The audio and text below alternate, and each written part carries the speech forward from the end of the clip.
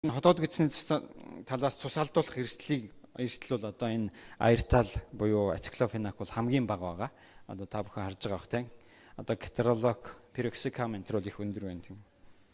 За ациклофенакийн аюулгүй баталгаа бол одоо жишээл напроксеноос 2 дахин, диклофенакаас 4 дахин, индометацинаас 7 дахин багаар одоо энэ хотоод гидсний салстыг зочроож шарах үүсэх эрсдлийг бууруулж байна гэсэн юмнууд гарсан байна. За гастроскопийн судалгаагаар бол бас энэ аяртал болохоор ерөнхийдөө хотоодны шарах үүсэх эрсдлийг бас илүү бага байна гэсэн ийм судалгаанууд гарсан байна. За энэ бас хамгийн одоо энэ юуны чухал нь баг. Ациклофенак бол зүрхний шигдээс үүсэх эрсдэл одоо энэ бусад энсэдүүд дотроос хамгийн бага нь байна гэсэн ийм судалгаанууд энэ Европын зүрх судасны нэгдлийн сэтгүүлд нийтлэгдсэн байсан. Энийг бас бид нар нэлээд сайн анхаарах хэрэгтэй. Тэгэхээр зүрх судасны эрсдэлтэй, зүрх судасны ямар нэгэн эмгэгтэй ийм өвчтнүүдээ бас аяртал сонгох юм бол наад эрсдэл нь хамаагүй бага юм аа гэж. За бөөрийн талаас бас үзүүлэх сөрөг нөлөөнүүд нь бол ациклофенак бас хамгийн бага байна гэдэг энэ дээр бас харсан байна. За өөр одоо үр дүнгийн өвчин намдах одоо энэ чадал юу гэдэг үр дүн талаасаа бол бусад энсэдүүдээс ер нь бол ялгарх юм байхгүй ижилхэн намдаа. За бас нэг онцлог тал нь бол энэ үений мөгөөрсний бүтээгдэхүүний энэ синтезэд эргээр нөлөөлдгөө гэдэг дээрээ бол одоо энэ сүүлийн үед маш хүчтэй яригдж байгаа. Одоогийн яригдж байгаа энсэдүүд донд бол ганцаараа ийм нөлөө байна гэсэн юм байгаа. Тэгэхээр бол одоо ялангуяа остеоартрит, ревматоидны полиартрит ч юм уу иймэрхүү өвчтөе хүмүүст бол илүүтэйгээр сонгох юм бол өвчин намдаах өрөвсөлт арахаасаа гадна тэр мөгөөрсийг бас төлжүүлэх тал дээр эерэг нөлөөтэй байна гэж.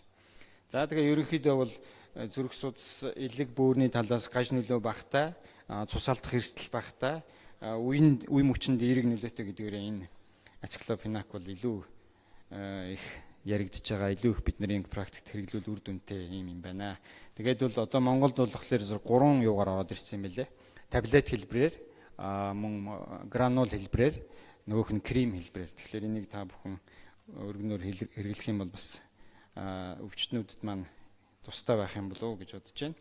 За тэгээд өвдөлт бол мэдээж тодорхой 9 шидийн өвдөлтүүд байгаа. Шүдний өвдөлт одоо биений мэрх үед өвдөх, мэс ажилбарын дараах, мигрен гэл маш олон төрлийн өвдөлтүүдийн үед бол бид нэр хэрэглэж болно.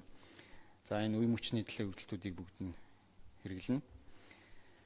За тэгээд өөрөө тосонд уусдаг учраас энэ арсны бүх давхаргаар чөлөөтэй нэвтэрдэг юм байна. Тэгэхээр крем хэлбэрээр аюулгүй. За тэгээ эндээс бол хамгийн гол юм нь тэр аюулгийн цонх гэдэг юм нь одоо циклоксигнаас 1 2 ингибиторууд дундаас одоо сонгомол бус энсэдүүдтэй харьцуулахад хамаагүй өргөн одоо энэ аюулгүй цонхтой.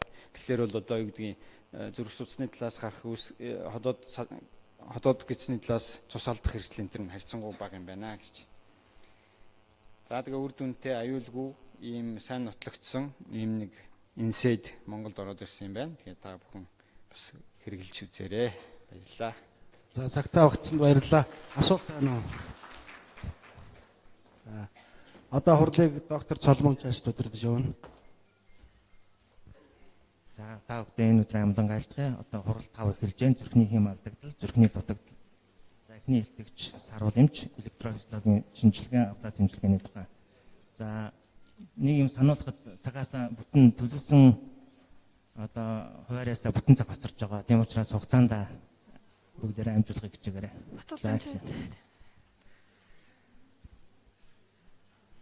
Ийм юм байна. Поинтер байна. Тань түрүүн баг шиг байсан. Баггүй. Поинтер илтгэж өөрөө бэлдээрэй.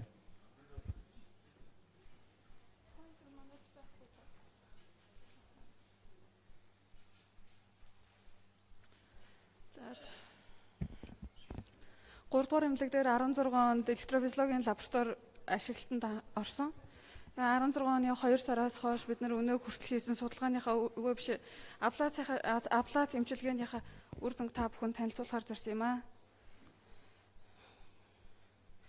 За электрофизиологийн шинжилгээ тийм ээ. Ер нь бол хэм алдагдлын өвчтний эмчилгээний онцлогоонд бол электрофизиологийн шинжилгээ, аплац эмчилгээ яагаад тийм их чухал юм бэ гэдгийг би энэ хүснэгтээр харуулахыг зорьсон. Энэ болохоор Америкийн зүрхний холбоо нөгөөх нь Европын зүрхний холбооны үеийн өдөртөмжүүд байгаа. Энэ дээр болохоор ховлын дээрх тахикардия хэрвээ байх юм бол эмийн эмчилгээнд ямар нэгэн үр дүнгүй болол тийм ээ эсвэл өвчтөн өөрөө аблаз эмчилгээнд орохыг зөвшөөрөх юм бол нэгдүгээр ангиллаар шууд аблаз эмчилгээнд оруулахыг зөвлөдөг. Харин энэ болохоор тосгуурын жиргэнэт хим алдагдал. Тосгуурын жиргэнэт хим алдагдлын үед яадаг вэ гэхээр зүрх бүтцийн өөрчлөлттэй байж болно. Бүтцийн өөрчлөлтгүй байж болно тийм ээ. Тэгсэн тохиолдолд өвчтөнд мөн л адилхан одоо энэ аблаз эмчилгээнд орохыг бид нар зөвлөдөг. Эмийн эмчилгээнд үр дүнгүй бол аблаз эмчилгээнд орохыг зөвлөдөг. Энэ бүтцийн өөрчлөлттэй ч гэсэн хамаагүй, бүтцийн өөрчлөлтгүй ч гэсэн хамаагүй. За бид нар электрофизиологийнхаа шинжилгээнд юу ашигладаг вэ гэхээр тусгай үйлдэлтэй катетруудыг ашигладаг. Одоо жишээлбэл эднэр ингэ байж байна. Энэ бол нөгөө электродууд нь энэ катетруудыг бид нар зүрхний тохирох тодорхой бүтцүүдтэй байрлуулад тухайн тэр хэсэгт ирж байгаа электрограммыг нь бичиж аваад тэгээ хим алдагдлынхаа голомтуудыг илрүүлэх зорилгоор ашигладаг. Одоо жишээлбэл энэ нөгөө нэг зүрхэн дотор байрлуулсан катетруудаа харуулж байгаа. Цаатлынхаа зурган дээр болохоор энэ коронарын энэ болохоор баруун тосгуур дотор байрлуулсан катетер. Ингээ коронарын синус гэдэг нь болохоор ховдол тосгуур хоёрын яг завсар заа гэсгээр явж байгаа учраас одоо ховдлооч бичнэ, тосгуураач бичнэ. Энд нь болохоор ингээ зүүн тосгуур зүүн ховдол хоёрын хоорондох сэрэл дамжлалтыг шууд харуулж яадаг. Энэ болохоор хажуугаас авсан баруун хажуугаас авсан зураг. Тосгуур бол энд байгаа. Ховдол маань болохоор энд байгаа. Та бүхэн харж байгаа х тийм ээ зүрхнийхаа сүдрээр ховдол болохоор энэ урд хэсэгтэй байгаад тосгуур болохоор хойд хэсэгтэй байгаа. За бид нар катетруудаа болохоор яг энэ байрлал тавьж агаад одоо жишээлбэл электрофизиологийнхаа шинжилгээг буюу сэдэлтэй хийж эхэлдэг. Энэ зурган дээр болохоор бид нар бол аблацийнхаа катетрыг үзүүлсэн байдлыг харуулж байгаа. Аблацийн катетрыг бид нар болохоор ирригацийн катетер эсвэл ирригацийн бус термокатетер гэж ангилдаг. Эхний зурган дээр болохоор ирригацийн катетрыг үзүүлсэн байгаа. Энэ ингээд улаан хэсгээр ингээд үзүүлсэн байгаа болохоор эдийг түлж явах үед эдэд ямар хуу хэмжээний гүн хэмжээтэй одоо ямар шүү деструкцийн өөрчлөлт гарч байгаа вэ гэдгийг үзүүлсэн байгаа. Ер нь бол бид нар голдуу 4 мм-ийг хэрэгэлдэг, цөөн тохиолдолд 8 мм-ийг хэрэгэлдэг. Тэгээд 4 мм болохоор одоо эдийн 1-2 мм гүн 2 мм гүн хүртэлх хэмжээнд бол эдэд деструкцийн өөрчлөлт үзүүлээд тийм ээ.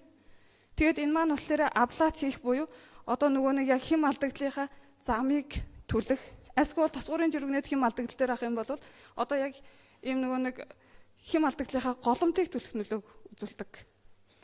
Энэ болохоор дараагийнх нь болохоор тэр 8 мм гэд үзүүлсэн байгаа нь болохоор яадаг вэ гэхээр одоо 8 мм гэд үзүүлсэн байгаа дээр болохоор бид нар бас энэ нөгөө нэг илүү зузаан тийм ээ илүү зузаан деструкцийн өөрчлөлтөнд орсон байх юм бол одоо жишээлбэл бид нар 8 мм-ийг ашигладаг.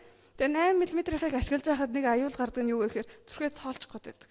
Эсвэл одоо жишээлбэл жирийн зам зүрхний хим таньжуулах ёстой аавыз ангилаагаа түлэх ч юм уу тийм хүндрэл гаргах эрсдэлтэй байдаг учраас 8 мм-ийг маш болгоомжтой хэрэглэх шаардлагатай байдаг.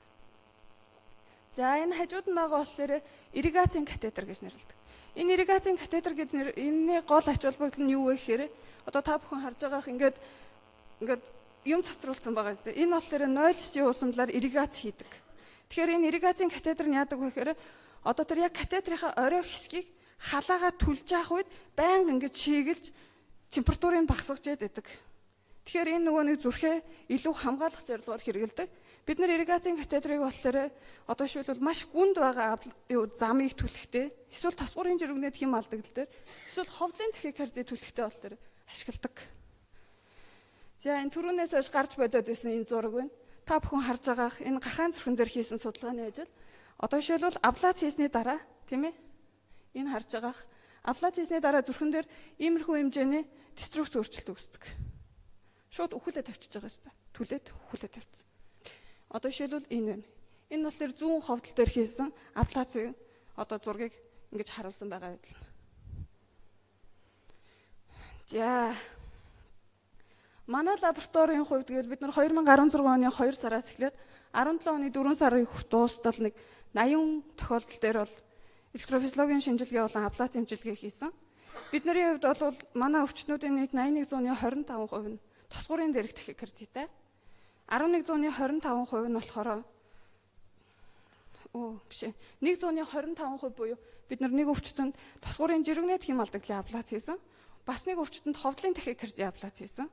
Тэгээд онцлогооны зорилгоор тийм ээ одоо жишээлбэл пейсмейкер тавилах заалттай хоолтроор тэр зүрхний цахилгаан эмчлэг дээрээс тэр пейсмейкер тавилах заалттайг гараад ирсэн хүн үнэхээр синусын цангилгааны үйл ажиллагаа хэвэн байна уугүй юу гэдгийг үзэхийн тулд синусын цангилгааны үйл ажиллагааг болохоор 4 хүнд үзсэн. Тэгээд үлдсэн 1125% нь болохоор одоо бид нар ингээд электрофизиологийн шинжилгээ хийж байгаа гол зорилго маань юу вэ гэхээр дэлсүүлдэг. Одоо жишээлбэл хэм алдагдaltaй хүн байлаа гэх дэлсдэг хүн байлаа гэхэд хүчээр дэлсүүлдэг. Тэгэхээр энэ хүмүүс болохоор дэлсээгүй хүмүүс нь гэсэн үг. 9 өвчтөнд дэлсээгүй. За тэгээ манай тохиолдолд 80 тохиолдын бол 54% нь эмэгтэйчүүд байгаа. Ер нь бол хэм алдагдлын өвчний тохиоллоор бол 60 хүртэлх хувь нь эмэгтэйчүүдэд тохиолдог гэж үздэг. За. Энэ болохоор бид нарын хийсэн бид нар энийг одоо хайрлан гэхэд таашаа тиймдээ энэ бол бидний хувьд бол үнэхээр том түүхэн ач холбогдолтой зүйл болсон. Энэ болохоор 30 настай эрэгтэй тосгуурын жиргэнэт хэм алдагдал онцлогдоод 3 жил болж байгаа. Зүрхний бүтцийн эмгэггүй юм эрэгтэй байсан. Тосгуурын жиргэнэтэй. Энэ хүндээ болохоор 3 мапинг ашиглаж агаад аблац хийсэн байдал нь харагдчихна. Та бүхэн харж байгаа нэг цагаан зураасууд тийм ээ энэ аблац хийж төлсөн нөгөө нэг бүс нь багхгүй юу? Одоо энэ нөгөө уушигны венийг изоляц хийгээд төлсөн байгаа байдлыг энд харуулж байгаа. Энэ болохоор баруун тосгуурын хамааралтай atrial flutter буюу тосгуурын чичиргэн тэрний энэ голомтыг төлсөн байгаа байд. Хэрвээ та бүхэн анзаараад ингээ харах юм бол энэ нэг жижигхэн цэнхэр толб харагдаж байгаа. Тэр цаатлынхан зурган дээр энэ харж байна уу? Энэ яг нөгөө нэг ингээд тосгуурын чичиргээний юм цагрыг тойрог тасарсан тэр газрыг энэ цэнхэр тойрогоор харуулж байгаа. Яг тэгвэл яг үндсэн зам нь энэ цэнхэр тойрог дээрээс энэ цэнхэр цэг дээрээс байхгүй.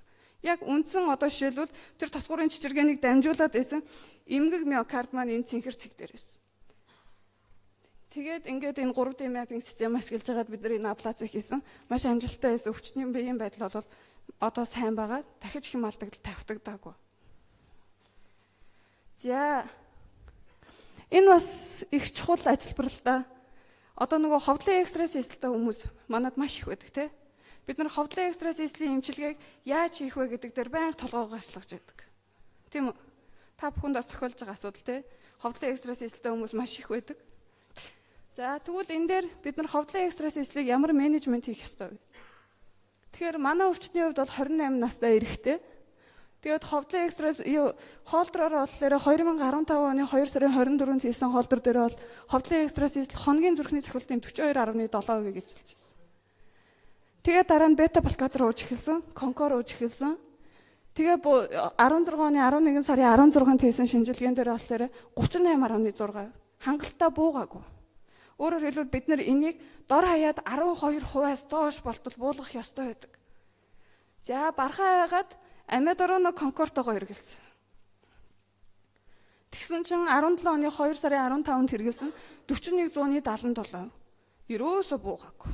Бүр ямар ч үр дүн. Тэгэхээр бид нар 2 жил гаруй хугацаанд бета хориглогч уугаад дахиад жил гаруй хугацаанд амидорон давхраар нууцсан бахад ингэж хэм алдагдал гараад байгаа тохиолдолд бид нар яах ёстой вэ? За энэ зүрхний цахилгаан бичлэг.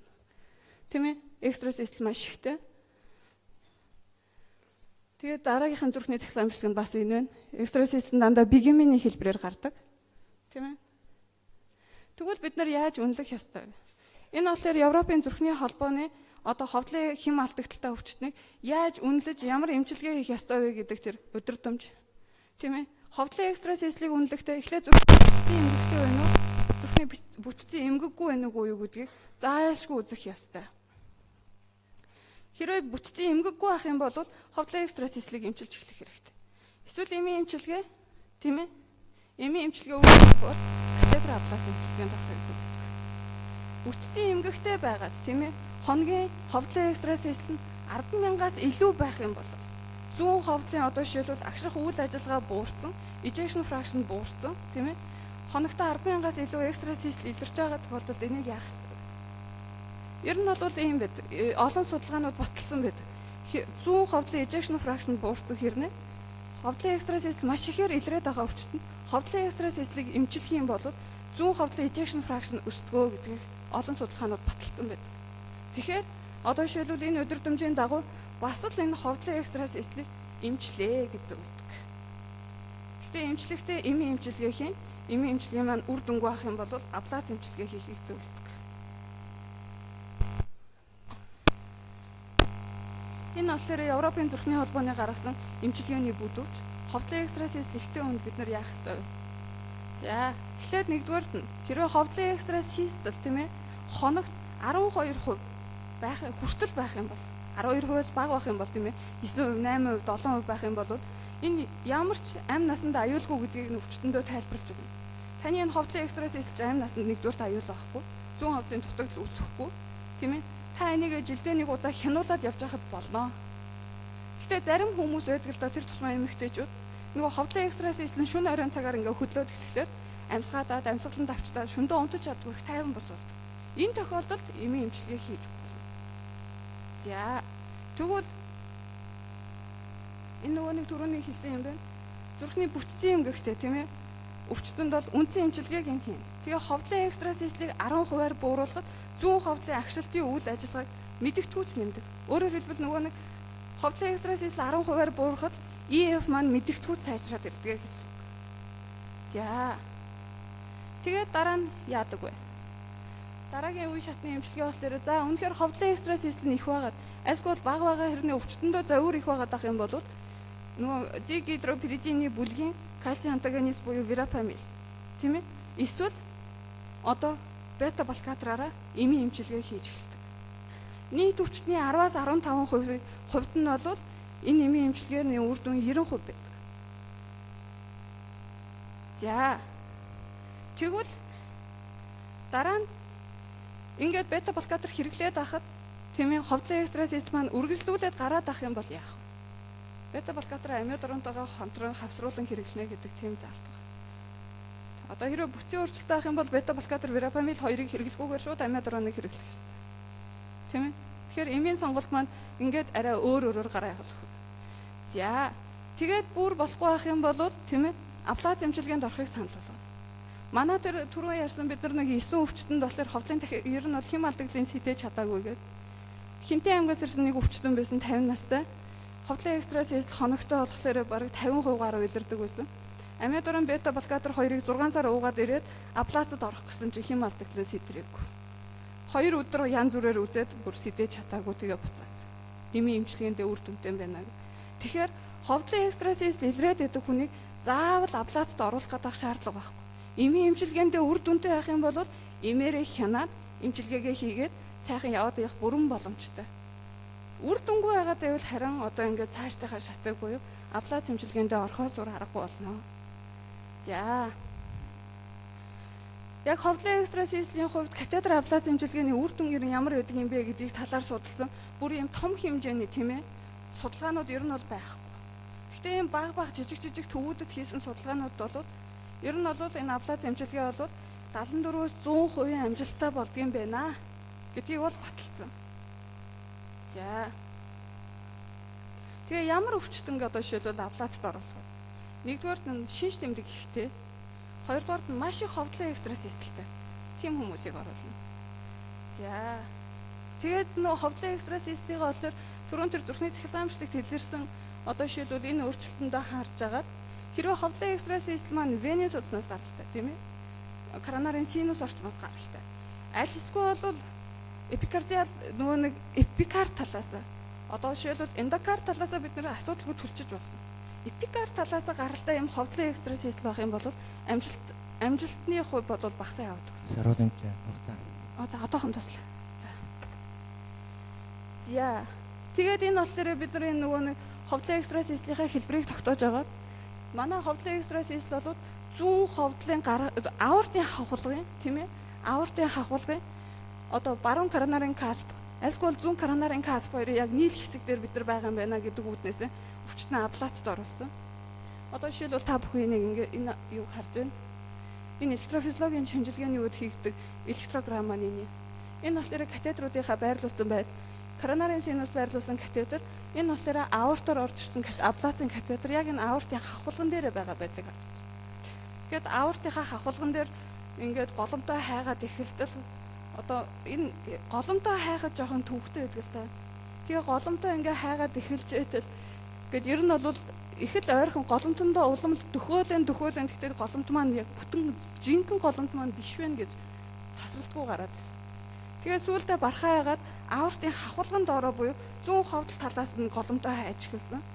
Тэгээ голомтой хайгаад эхэлсэн чинь тэр нь бүр холдоо явцсан голомтоос бүр хол агаад эхэлсэн. Электрограммын өөрчлөлт. Тэгээ хайгаа явж итэл баруун одоо жишээлбэл та бүхэн харж байгаа. Энэ баруун аортын хавхалгын нөгөө нэг right coronary cusp орчим голомт маань илүү ойртоод ирсэн. За тэгээд right coronary cusp-аас ингэж эргүүлж хагаад олсон чинь харин right coronary cusp non coronary cusp руу яг эргэж байгаа тэр хэсэг дээр right coronary cusp non coronary cusp хоёрыг нийлж байгаа хэсэг дээр бидний одоо жишээлбэл энэ ховдлын экстрасистлийн маань голомт байгаа. Тэгээд энийгээ төлсний дараа бол ингээд хэм алдагдлын голомт маань бол ингээд алга болоод одоо жишээлбэл энэ эцсийн байдал аблац хийсний дараахын эцсийн байдлаар энэ катедруудаа ингээд харуулсан байгаа байдал. Тэгэд үр дүн юу яагаад ховдлын экстрасистл маань алга болсон. Одоо голомтой олоод төлцсөн учраас ховдлын экстрасистл маань дахиж гарч ирээгүй. Энэ өвчтнийг бид нар 3 сард энэ аблацыг хийсэн. Тэрнээс хойш дахиж нэг ч экстрасистл дахиагүй байгаа. Ингээ хянаа явах бүрэн боломжтой. За, ер нь бол катедр аблац эмчилгээ бол зүрхний дахин аритмийн үр дүнтэй хамгийн үр дүнтэй эмчилгээ гэдгийг дэлхийн нийтээрээ хүлээн зөвшөөрч гисэн. За тэгээд бид нар тохиолж байгаа бэрхшээлийнхаа талаар ярих гэсэн. За тэгвэл энийг ч яав. Нэрээ хөдөөний эмчнэр ирсэн байгаа учраас нэг асуудал ярих гээд. Ер нь бол манад хүлээгдэл маш их байгаа. Яагаад хүлээгдэл их байгаа вэ гэхээр бид нар 7 хоногийн 2 өдөр, тийм ээ 2 дахь 4 дахь өдөр ангиогийн лабораторийн одоо жишээлбэл ангиог яаралтай PCI-юуд ороод дууссаны дараа бид нар ордог учраас маш их өвчтний хүлээгдэлтэй байдаг. Одоо жишээлбэл нэг өвчтөнд ор хаяал 6 сар хүлээж байгаа. Зарим хүмүүс нь одоо бараг жил болж байгаа. 4 сараас хойш аблацыг хийх учраас. Тэгээ бид нар ер нь бол юу яаж байгаа? 2018 оны 3 сард болохоор шинэ ангиогийн лаборатори байгуулахаар Америкуудтай хамтран ажиллаж байгаа. Тэгээ Америкээс шинэ ангиогийн лаборатори авахаар ажиллаж байгаа. Ер нь бол цаашдаа 2018 оноос эхлээд бид нар жилдээ 300 хүртэл аблац хийдэг болё гэдэг тийм юу байгаа. Зорилт тавьчихсан ажиллаж байгаа. Тэгээ энэ 300 аблац гэдэг тоон яаж байгаа юм гэхээр одоо жишээлбэл Аз одоо хүлээн зөвшөөрөгдсөн аблацийн төв болгохын тулд хамгийн багадаа цөөндөр жилдээ 300 кейс хийдэг байх ёстой гэдэг. Тэгэхээр бид нар яг энэ нормативаа хангаж бид нар энэ хэмжээ рүү оръё гэж бодож байгаа. За энэ манай багийнхан гэхдээ зарим хүмүүс маань байхгүй бид нар энэ Солонгос багтаагаа ахуулсан манай техникчд инженерүүд мөнгө үл эмч алга байна. Манай нэг 2 3 эмчнэр бас байхгүй. За анхаарал тавьсанд баярлалаа. За баярлалаа. Сайхан илтгэл тавьсанд баярлалаа. Харамсалтай 5 минут тавьсан шүү. За дараач хэлбэгч. Тааш Тэмбэрлэг.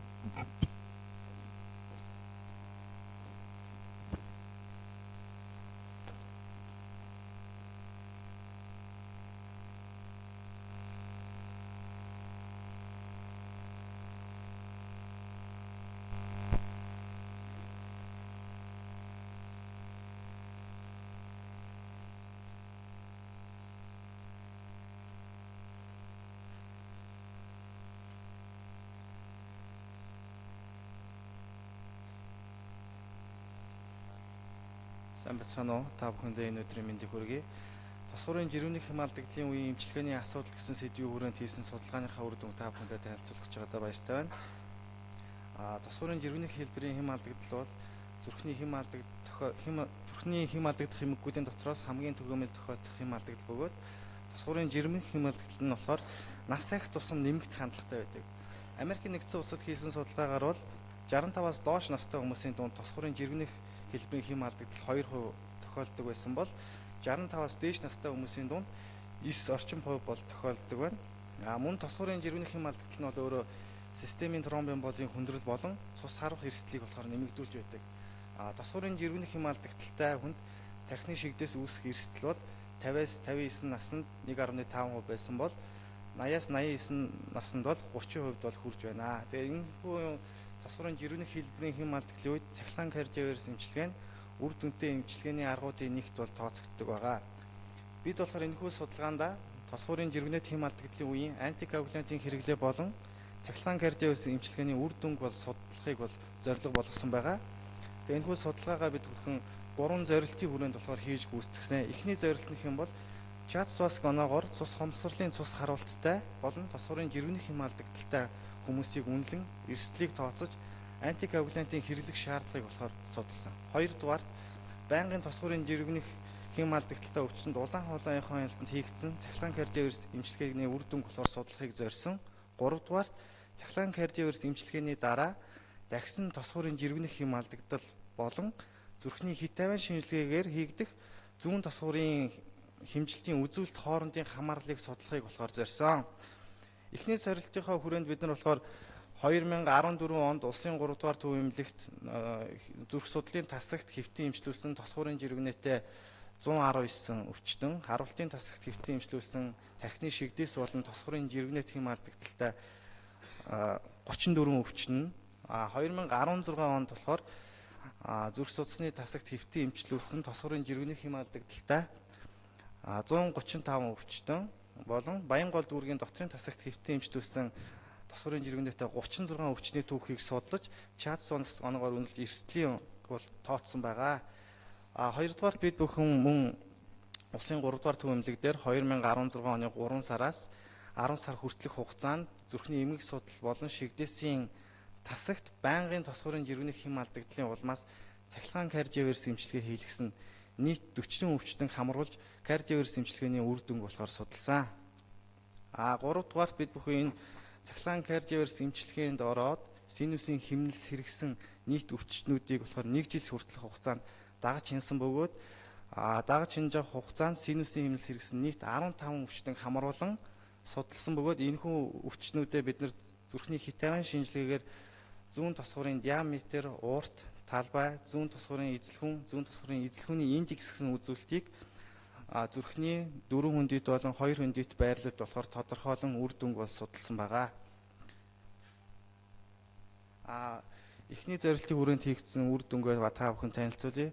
Та бүхэн хүснэгтээс бол харж байгаа 2014 онд зүрх судлалын тасагт хэвтэн эмчилүүлсэн тосгорын жиргэнэтэй 119 хүмүүсийн дундаж наснаас харуултын тасагт хэвтэн эмчилүүлсэн тосгорын жиргэнэтэй 34 хүний дундаж нас бол статистик ач холбогдол өндөр гарсан. Энээс юу харж болох вэ гэхээр тосгорын жиргэнэх хэм алдагдал маань насаа их тусам эрсдэл нь бол нэмэгдэж байна гэсэн үзүүлэлтийг бол харж болохоор байна.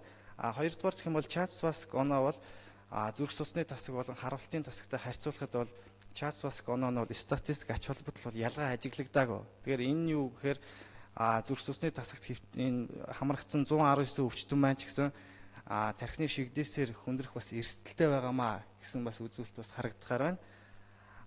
Хоёрдугаар хүснэгтийг та бүхэн харж байна. Энд болохоор бид нар 2014 онд болон 16 онд антикоагулянт уухаар шаардлагатай байгаа хүмүүсийн хооронд нь антикоагулянтын хэрэглээг болохоор харьцуулсан байгаа. 2014 онд болохоор антикоагулянт уухаар хэрэглэх шаардлагатай нийт 141 өвчтнөөс хэрэгжилж буй 7 буюу 4.9% байсан. 2016 онд болохоор 138 хүн хэрэглэх шаардлагатай байснаас 13 буюу 9.4% нь болохоор хэрэгжилж байсан. Ингээ үзэхээр бол харахад бол энэ хүү өсөлттэй байгаа юм шиг харагдаж байгаа боловч энэ статистик бол ач холбогдолтой өсөлт гэж бол үзэхээргүй байна. Хоёрдугаар зорилтын хүрээнд хийгдсэн үр дүнгээ та бүхэн танилцуулъя. Нийт байнгын тосгорын жиргэнэх хэм алдагдлыг уншигдоод кардиоверс эмчилгээнд орсон 40 өвчтөн судлахад 4 тохиолдолд нь синусийн хэм сэргээгүй. Үлдсэн 36 тохиолдолд нь болохоор синусийн хэм бол сэргсэн. Тэгэхээр ингээд тосгорын жиргэнэтэй өвчтөнд хийсэн цахилгаан кардиоверс эмчилгээний дараагаар синусийн хэм сэргэлт маань болохоор 90% үр дүнтэй байна гэсэн үр дүн бол гарч ирж байна. 3 дугаарт бид нар түрүүн хэлсэнчлэн 1 жил хүртэлх хугацаанд цахилгаан кардиоверс эмчилгээнд ороод синусийн хэм сэргсэн өвчтнүүдэд дагаж хянсан. Дагаж хянах хугацаанд болохоор бид нар синусийн хэмнэл хадгалагдсан эсгээс нь хамаарат тосгорын жиргэнэ дахисан болон синусийн хэмнэл хадгалагдсан гэсэн хоёр бүлэг болгож үзээд хооронд нь бид харьцуулт хийсэн. Ингэж харьцуулахад болохоор зүүн тосгорын диаметр болон зүүн тосгорын эзлэхүүний индекс гэсэн хоёр үзүүлэлт маань болохоор статистик ач холбогдол бүхий ялгаатай байсан. Энэ дээр жишээ нөх юм бол зүүн тосгорын диаметр маань болохоор синусийн хэмнэл хадгалагдж байгаа бүлэгт маань 4 нэмэх хасах 0.45 см байсан бол тосгорын жиргэнэ дахисан бүлэгт маань болохоор 5 нэмэх хасах 0.95 см болж юм статистик аж болох ялгаатай байсан. Дараагаар нь бид бүхэн энэ 5 үзүүлэлтэн дээр зүүн тосгорын диаметр, зүүн тосгорын урт, талбай, зүүн тосгорын эзлэхүүний индекс гэсэн 5 үзүүлэлтэндээ бид нэг хүчин зүйлийн логик регрессийн шинжилгээ хийсэн. Энэхүү нэг хүчин зүйлийн логик регрессийн шинжилгээгээр болохоор зүүн тосгорын эзлэхүүний индекс гэдэг үзүүлэлт маань болохоор статистик ач холбогдол ялгаатай байсан. Эндээс та нар харж байгаас Олс рацио коэффициент нь болохоор 1.19 тай гарсан. Энэ юу вэ гэхээр зүүн тосгорын эзлэхүүний индекс маань 1 мл метр квадратаар нэмэгдэхэд тосгорын жиргэнэм хэм алдагдал дахь эрсдэл 19%-аар нэмэгдэж болох юм а гэсэн үзүүлэлтэн дээр бол харагдаж байна. За энэ бүхнээс дүгнээд хэлэхэд болохоор тосгорын жиргэнэ хэм алдагдaltaа уухаар антикоагулянт хэрэглэх шаардлагатай өвчтүүдийн антикоагулянтын хэрэглээ маань 2014-өөс 16 онд бол статистикийн ач холбогдол бүхий өсөлт ажиглахдаггүй байна. Ийм учраас антикоагулянтын хэрэглээ хангалтгүй байна. Мөн тархины шигдээсээр үүсэх эрсдэл бол дагуулсаар байна. Хоёрдугаар гэх юм бол тосгорын жиргэнэтэй өвчтөнд цахилгаан кардиовирус эмчилгээний дараагаар синусийн хэмнэл сэргэлт бол 90% таа байна. Иймээс цахилгаан кардиовирус эмчилгээний үр дүн бол өндөр юм аа гэсэн дүгнэлт гарч ирж байна. Гуравдугаар гэх юм бол зүрхний хитаван шинжилгээгээр хийгдэх зүүн тосгорын эзлэхүүний индекс нь болохоор цахилгаан кардиовирус эмчилгээний дараа тосгорын жиргэнэ хэм алдагдтын дахилтыг урьдчилан таамаглах хүчин зүйл байж болох юм аа гэсэн дүгнэлтэнд бид бүхэн хүрсэн. За анхаарал хандуулсан та бүхэндээ баярлалаа. За баярлалаа. За дараагийн итгэгч мөнгөн сув.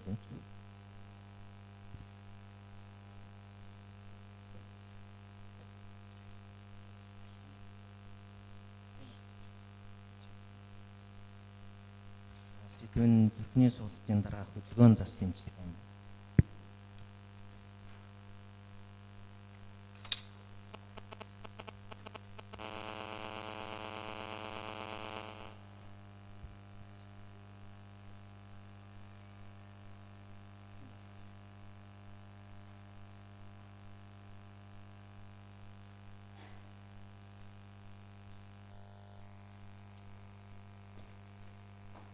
Сайн байцгаана уу, та бүхэнд энэ өдрийн мэнд хүргэе. Өнөөдөр та бүхэндээ зүрхний суулгацын дараа хөдөлгөөн засал эмчилгээний үр дүнг танилцуулах болно. За. Зүрхний суулгацын дараах сэргээн засах эмчилгээ нь ачаал даах чадварыг нэмэгдүүлэх, зүрхний сөөр өвчин 2 дахь хүндрэлээс өөрчлөн сэргийлэх, эрүүл мэндийн боловсрол олгох, эргэн ажиллаа хийх чадварыг сайжруулах, нэмэгдүүлэх ийм чухал ач холбогдолтой эмчилгээ юм. Зүрхний суулгацны дараа биед дасан зохицох шарх эдэр хүртэл хугацаа шаардлагатай байдаг учраас пейсмейкер тавьсны эхний 6-7 хоногт мөрөөр бүрэн далайцаар хөдөлгөхийг хориглодог байгаа. Ийм үед мөрний үеийн хөшүүн байдал үүсэх, цусны эргэлт буурах, өвдөлт үүсэх хэрэгстэй байдаг учраас урьдчилан сэргийлэх зорилгоор хөнгөн хөдөлгөөн хийхийг зөвлөдөг байгаа.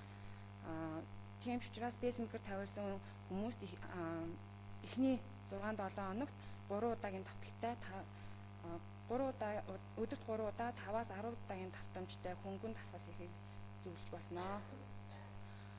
Мөн мэсцлийн дараах хөдөлгөөн засал эмчилгээ нь амьдралын өдөр тутмын үйл ажиллагааны чадварыг боломжтой түвшинд хүргэх, булчингийн хүч төсвөрийг нэмэгдүүлэх, булчин зөөлөн эдийн холбоосын уртыг нэмэгдүүлэх, хийн солилцоо, мэдрэлийн зохицуулгыг сайжруулах, уур бухимдал, сэтгэл уналтыг багасгах, арсны уян хатан чанар болон төлөвчлөлтийг сайжруулах, анхаарал төлөвлөлтийн алдагдал, эмнэлгээс шалтгаалсан сэтгэл зүйн өөрчлөлтийг арилгах, 2 дахь хүндрэлээс үржилэн сэргийлэх зорилгоор хөдөлгөөн засал эмчилгээ маань хийгддэг.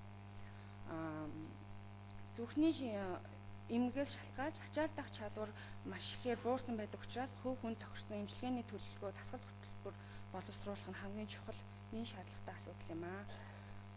За одоо тохиолдол танилцуулъя. 75 настай эмэгтэй тэтгэврийн биеийн жингийн индекс нь 21.1 кг/м квадрат, оншин комплект артивентрикулар блок, үйлчлүүлэгчийн маань завиур нь ядар цөлдөн, толгой эргэн 250 м газар явхад шатаар өсөж уруулахад амьсгаадаг, мөрөөр бүрэн хөдөлгөх бэрхшээлтэй эмзэглэлтэй байгаа. Үйлчлүүлэгч маань 500 м газар алхах болон 6 давхар шатаар өсөх үед амьсгаадгүй завиургүй болмоор байна. Мөрний өвдөлтийг багасгахмаар байна гэсэн хүсэлтэй байгаамаа. Өвчний түүх 2008 онд артерийн гипертензийн 2 дугаар зэргээр онцлогдсон. 2017 оны 2 сарын 21-нд зүрхний шигдээсээр онцлогдоод 22-нд стент тавиулсан. 23-нд пейсмейкер тавиулсан байгаа.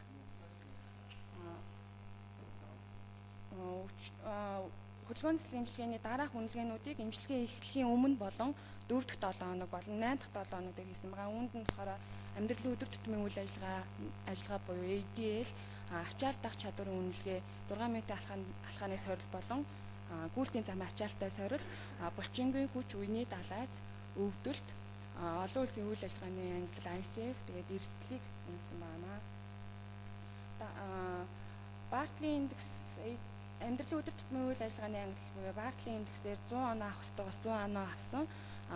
Өөрөө өөртөө үйлчлэх чадамжтай хэдий ч 250 м газар явхад ядардаг, амьсгааддаг, 6 давхар шатаар өсгөд бэрхшээлтэй, мөрний үеэр бүрэн далайцаар хөдлөхөд бэрхшээлтэй байгаа. Олон улсын үйл ажиллагааны ангиллаар бие махбодын бүтэц үйл ажиллагааны алдагдал талаас артерийн даралт ихсдэг, мөн зүрхний хэм алдагддаг, пейсмейкер тавиулсан, зүүн хааны өмнөд хааны шигдээс болсон, зүрхнийхөө EF 72.5%-тай, биеийн жингийн индекс 21.1 буюу 1-р зэргийн тархалтай, бүслэгийн тойрог 99 см, мөрний далайц хязгаарлагдсан, булчингийн хүч буурсан өвдөлт ихтэй байгаа. Зорилттой төвлөөс гэвэл 250 м газар яваад амьсгааддаг, 6 давхар шат руу голдоо нэг удаа амарч гардаг, баруун мөрний үеэр бүрэн далайцаар хөдлөхөд бэрхшээлтэй байгаа. Мөн нийгмийн итвэх харилцаа хязгаарлагдсан байна. Хүрээлэн боочны хүчин зүйлд орон сууцны 6 давхарт амьдардаг ба гэрээс автобусны будал хүртэл 500 м зайтай. Хувь хүн маань өөрөө эрсдлийн зэрэг өндөртэй, мөн хөдөлгөөн цэцлэг эмчилгээндээ идэвхтэй, хариуцлагатай ханддаг. За дараах үнэлгээнүүд дээрээ тулгуурлаад эмчилгээний 2 зорилго тавьсан байгаа. Ойрын зорилгодоо 4-өөс 8-7 хоногийн хугацаатай 500 м зайд амьсгаадахгүй алхахдаг болох, мөн 6 давхар шатаар өсгөх бэрхшээлгүй болох гэсэн зорилго тавьсан. Холын зорилгодоо 6-аас 1 жилийн хугацаатай ачаал дах чадварыг сайжруулах гэсэн зорилго тавьсан байгаа. Зорилго дээрээ үндэслээд дараах эмчилгээнүүдийг хийж эхэлсэн.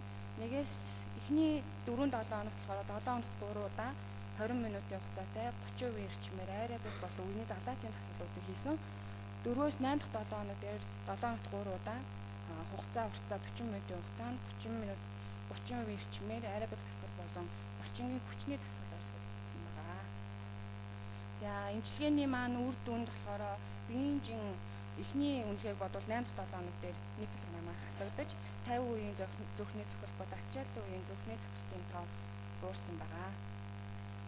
Мөн ачаал дах чадварын үнэлгээ буюу 6 м алхааны сорилоор анх 333 м зайд туулах чадамжтай байсан бол 4 дахь 7 хоногт 380 м зай болж 8 дахь 7 хоног дээр 420 м зай болж эрс сайжирсан.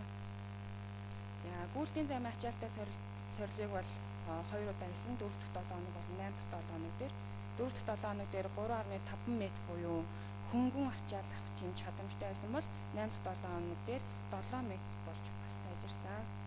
Ингээд үр дүнгээсээ хараад дүгнээд үзэхэд хөдөлгөөн цэцлэг эмчилгээг нийт 8-7 хоногийн хугацаатай хүүхэнд тохирсон дасгал хөтөлбөрөөр явуулахад гэрээс автобусны буудал хүртэлх 500 м зайд амьсгаадахгүй явж бооргийн үнэлгээ 2 болсон. 6 давхар шатаар өсгөд амархгүй бэрхшээлгүй явдаг болсон байгаа. Тэгэхээр хөдөлгөөн цэцлэг эмчилгээний дасгал хөтөлбөрийг цааш үргэлжлүүлэх юм бол холын зорилгодоо хүрэх боломжтой юм байна. Дээрээс нь сэргээн засах эмчилгээ болон хөдөлгөөн цэцлэг эмчилгээг зүрхний эмгэгийн үед хийх нь маш их үр дүнтэй юм байна гэсэн дүгнэлт хүрсэн. Анхаарал тавьсан та бүхэн баярлалаа. За одоо 3 үйлдэлтэй холбоотой асуулт хариулт. За аднаас энд ямар асуулт байна. За та нарыг бодож байгаа хооронд би нэг хоёр асуулт авъя. Саруул эмчээс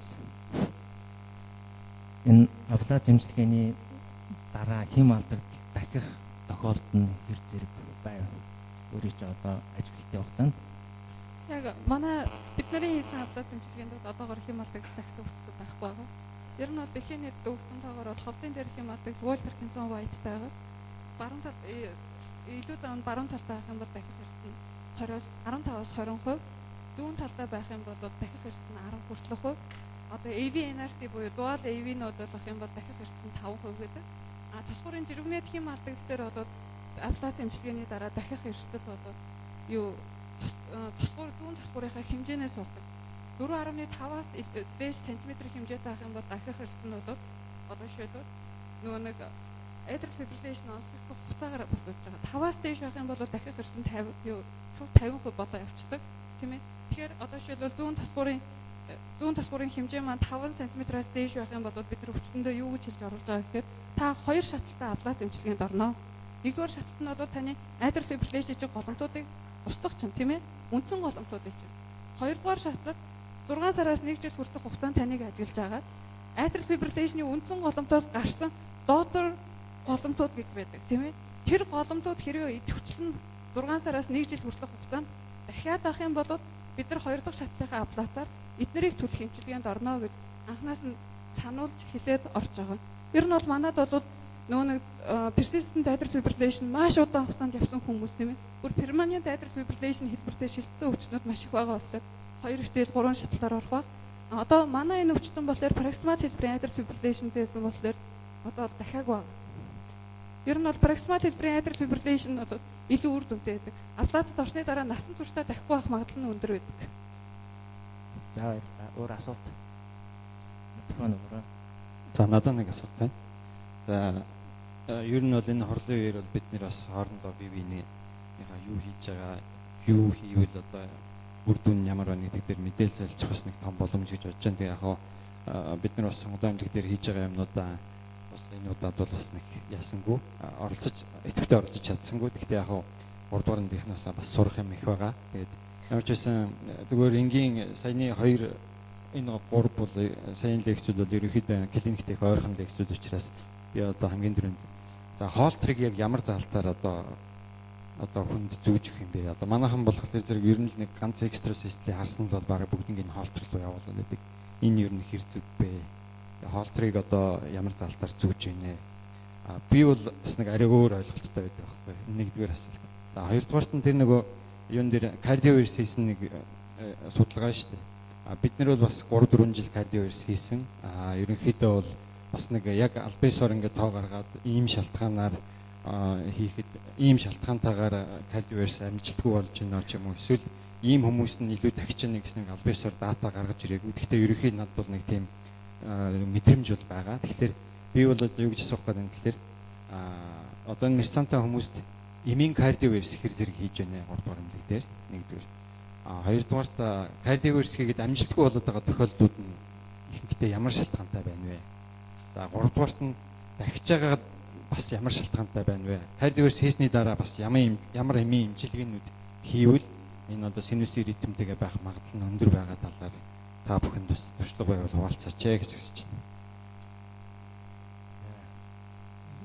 Хин хариулгын. Зэрэг чи. За 3 дугаар эмнэлэг дээр намайг зүрх судасны тас их тойролтой яж хугацаанд болохоор нийт 40 өвчтөнд кардиоверс эмчилгээ хийсэн. Гэхдээ кардиоверс энэ 40 өвчтөнд биш кардиоверс эмчилгээнд орохын өмнө эмийн кардиоверс эмчилгээ эхлээд кардиоверс эмчилгээнд орох тэр үед болохоор синусийн хэмнэл сэрэгцсэн байсан тохиолдол бол 3-4 тохиолдол байсан. Тэгэхээр эмийн кардиоверс бол яг одоо тасгахт бол нэг 3-4 тохиолдол миний харснаар бол байсан. Тосгуурын жиргэнийх энэ кардиоверс эмчилгээний амжилтгүй болох тохиолдол юутай холбоотой байна гэхээр түрүүн бол би хүснэгт та бүхэнд харуулсан тэр хүснэгтэн дээр болохоор зүүн тосгуурын маань диаметр сэргсэн хүмүүсийн болон сэргээгүй хүмүүсийн хооронд бол ялгаатай байсан. Сэргээгүй хүмүүсийнх нь болохоор 5.4-тэй байсан бол сэргсэн хүмүүс болохоор 4.6-тай байлуу. Тийм байсан. Гэхдээ энэ хоёрын хооронд болохоор яг нөө статистик болох ач холбогдол болохоор ялгаатай үзүүлэлт гарч ирээгүй. Яагаад гэвэл 4 хүн 36 хүн ингээ харьцуултын байгаа учраас статистик болохоор ач холбогдол болохоор ерөнхийдөө ялгаа бол гарч ирээгүй. Гэхдээ зүүн тосгорын диаметрээс хамааралтай байна гэж бол үзэж болохоор байгаа. 3-дугаар гэх юм бол таны асуусан ямар тохиолдолд энэ хөө кардиовирус эмчилгээ хийсний дараагаар буцаад эргээд тосгорын жиргэний хэм алдагдал гараад байна гэхээр дөрөв би хэлсэн зүүн тосгорын эзлэхүүний индекс гэдэг үзүүлэлт маань өндөр байх тусам хэдий синусийн юм сэргсэн ч гэсэн хэсэг хугацааны дараа буцаад тосгорын жиргэний хэм алдагдалд бол өндөр болж магадгүй маа гэсэн үрдэн түрүүн харагдсан байгаа. Тэгэхээр зүүн тосгорын эзлэхүүний индекс гэдэг үзүүлэлт маань өөрөө зүүн тосгорын маань эзлэхүүнийг биеийн гадруугийн талбайд нь харьцуулсан гаргаж ирсэн үзүүлэлт учраас хамгийн тийм зүүн тосгорын хэмжээг үнэлэхэд хамгийн үнэн зөв бодиттой хэмжигдэхүүн. Тэгэхээр энэ хэмжигдэхүүн маань болохоор 1 мл метр квадратаар нэмэгдэхэд тосгорын жиргэний хэм алдагдал дахин илрэх боломж нь 19%-аар өсөж болох юм а гэсэн үзүүлэлтийг би түрүүн бүсдэгтэн дээрээ та бүхэндээ харуулсан байгаа. За тэгэхээр одоо нөгөө кардиовирусගේ синус ритмд орчлоо гэхэд тэр өвчтнүүд маань одоо яг тогтсон тийм эмийн эмчилгээтэй байсан уу? Энэ болохоор яг 1 жилийн хүртэлх хугацаанд хянаж явахд болохоор зарим нь болохоор яг эмийн эмчилгээгээ болохоор огт уухгүй хайцсан ч хүмүүс байсан. Үргэлжлүүлж эмээ ууж исэн ч хүмүүс байсан. Гэхдээ энэ 40 өвчтөн маань 40-үүлээ 1 жилийн хүртэлх хугацаанд ирж биднэрт бол хянагдаагүй. Тэгэхээр энэ чинь 1 жилийн хугацаанд бол яг 25 өвчтөн байнгын ирж хяналтандаа байсан. Энэ 25-аас яг бүрэн мэдээлэлтэй 15 өвчтөн болохоор зүрхний гитавын шинжилгээгээ хийлгээд яг цаг тухайдаа хяналтандаа ирж исэн 15 өвчтөн бүрэн мэдээлэлтэй 15 өвчтөн байсан учраас тэрийг сонгож авсан байгаа. За энэ дээр яг зүгээр би энэ асуулт асуусан нь яг өөрийнхөө бас нөгөө хийжсэн дуршлагаас бас та бүхэнтэй хуваалцъя гэж бодсон юм л да. Яг бид нар бол кардиовирус бол нэлээд хийдэг. Тэгэхээр яг жишээлбэл одоо эмийн кардиовирус хийлэхэд антикоагулянт эмчилгээ чинь өмнө яаж явах юм? Нөгөө тромбо шалгах юм уу гэдэг бас нэг асуудал. Эмийн кардиовирус гэхээр бид нар бол ерөнхийдөө нөгөө шууд тромбо баг мартчихаж явчихдаг тийм шууд ороод ирдэг мерцантай байдаг нөгөө эмийн кардиовирус хийдэг. Тэгвэл тэндээс чинь нүгүсээд янз бүрийн тийм ишмийн инсульт болохын тэр эрсдэл нь бас ямар байдгийг гэдгийг бас бодох хэрэгтэй байна тийм. За ер нь бол юу яагаад миний зүгээр бидний туршлагаас харах юм бол ер нь бол нөгөө дөрвөн камер дөрүүлээ томорчихсон хүмүүс бол их тийм нөгөө синус ритмд орох магадлал нь их амархан санагдсан. Тосгуур их томорсон. Дээр нь мерцантайгаа удсан хүмүүс бол орох магадлал нь бас жоохон бага юм уу гэж би зүгээр харсан. Дээр нь бол тосгуур том хүмүүс бол эргээд дахих магадлал нь бас их байна лээ. Тэгэхээр яг бид нар бол кардиовирус хийсний дараа бол кардионыг бол би их удаан уулгаад байгаа. Тэгэхэд бол синус ритмтэйгээ байх магадлал нь их өндөр байгаад байна уу гэж харсан. Ер нь бол. Тэгэхээр бас та бүхэнд бас ихтэй мэдээлэл байж магадгүй гэж бодсон. За бидний хувьд бол бид нар кардиовирус хийсэн өвчтнөө ер нь хийхийнхаа өмнө яадаг вэ гэхээр эхлээд тосгорын жиргэнэд хэм алдагдал онцлоод тийм ээ. Юу варфарин эмчилгээ ОАК юм уу НОАК хэрэгэлдэг. НОАК-ыг хэрэглэхэд одоо жишээлбэл анх бид нар шууд үзэнгүүтээ хүнээ үзээд хэрвээ atrial fibrillation онцлогдох юм бол шууд улаан хоолой эхо хийдэг. Улаан хоолой эхогоор ямар нэгэн байдлаар бүлэн байхгүй бол когтограммынхаа шинжилгээ хийж агаад тийм ээ.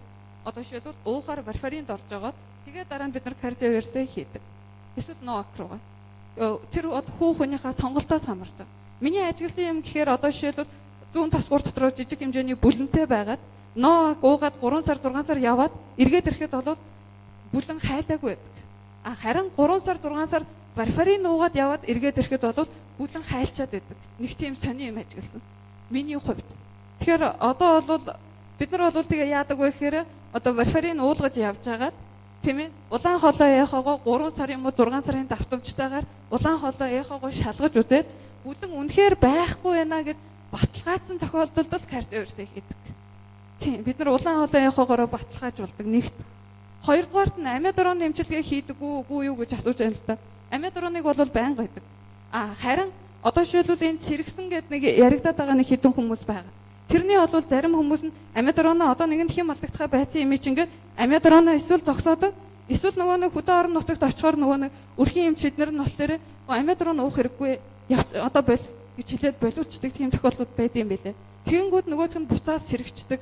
Дахин алдагдлан сэргээд ороод ирж байгаа. Ийм тохиолдлууд зөндөө байгаа. Нөгөө талаасаа бас дахиад юу яхад нэг ярих юм гэхээр одоо би жишээлбэл нэг өвчтнийг варфарин нөгөө нэг зүүн тосгууртаа бүлэнтэй ахаар нь варфарин уулгаад орон нутаг руу нь явуулсан чинь орон нутагт нь очсон нөгөө хүмүүс нь нөгөө хүний варфарины зогсоогоод аспиринд оруулсан байгаа.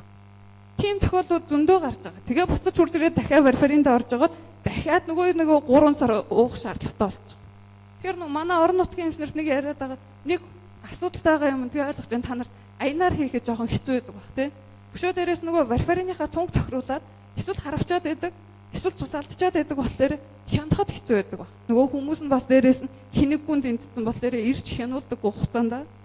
Тэгэхээр ер нь бол хамтран нэгэнд бүгдээрээ хамтран ажиллаж байгаа юм чинь тосгуурын жиргэнэтэй хүн хэрвээ варфарин уугаа явж ивэл үргэлжлүүлээд хянаад ивэл яасан бэ гэдэг санал байна.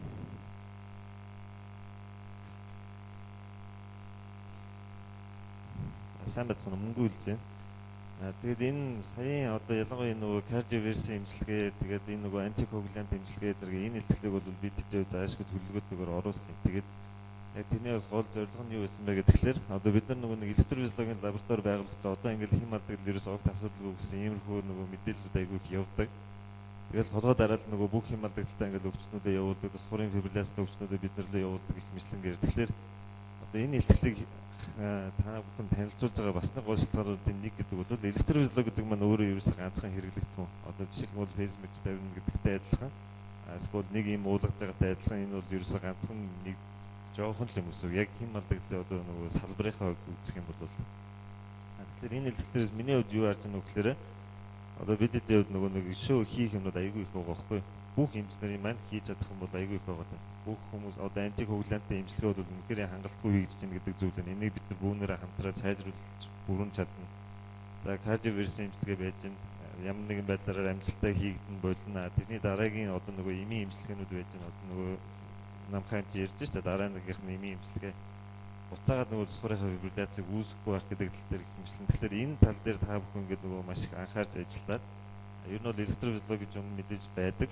Тэрийг бол тодорхой хэмжээгээр хийн цаашдаа ачааллаа улам нэмэгдүүлээд хийдэг болно. Тэрнээс өмнө одоо бид хэдийн хийж чадах юм бол маш их байгаа шүү гэдгийг л бодно. Тийм зорилготой байна. Баярлалаа.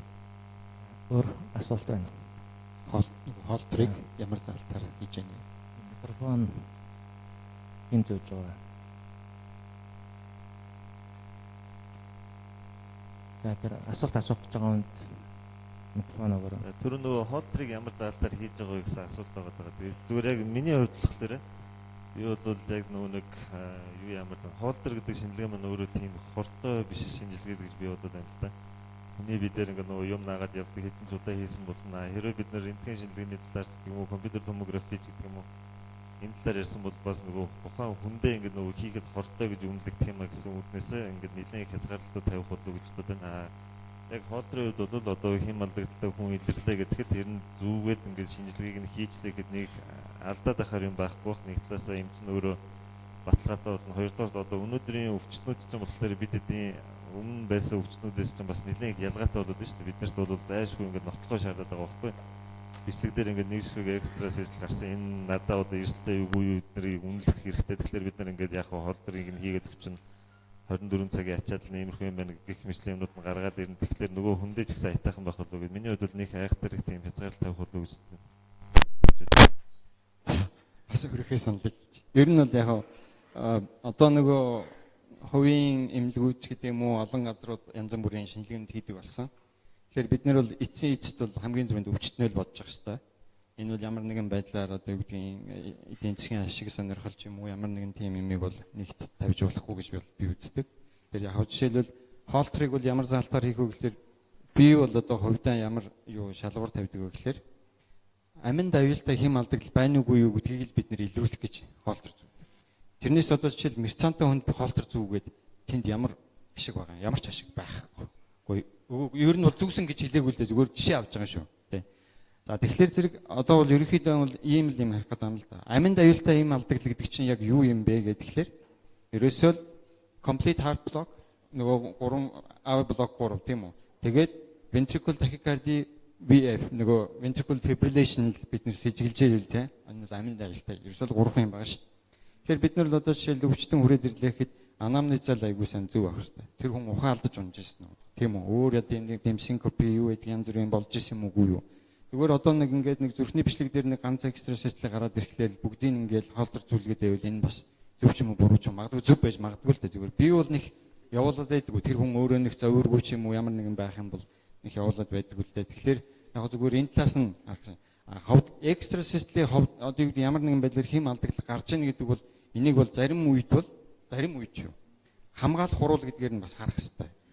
Зүрхний ямар нэгэн байдал одоо жишээл синусийн зангилаа ажиллагааг боллоо гэхэд зүрхний бусад эсүүд ажиллах чадвартай байна гэдгийг илрүүлж байгаа энэ хамгаалах хурал. Тэгэхээр тэрийг бол бас зөв харах хэрэгтэй юм уу гэж би боддог. За баярлалаа.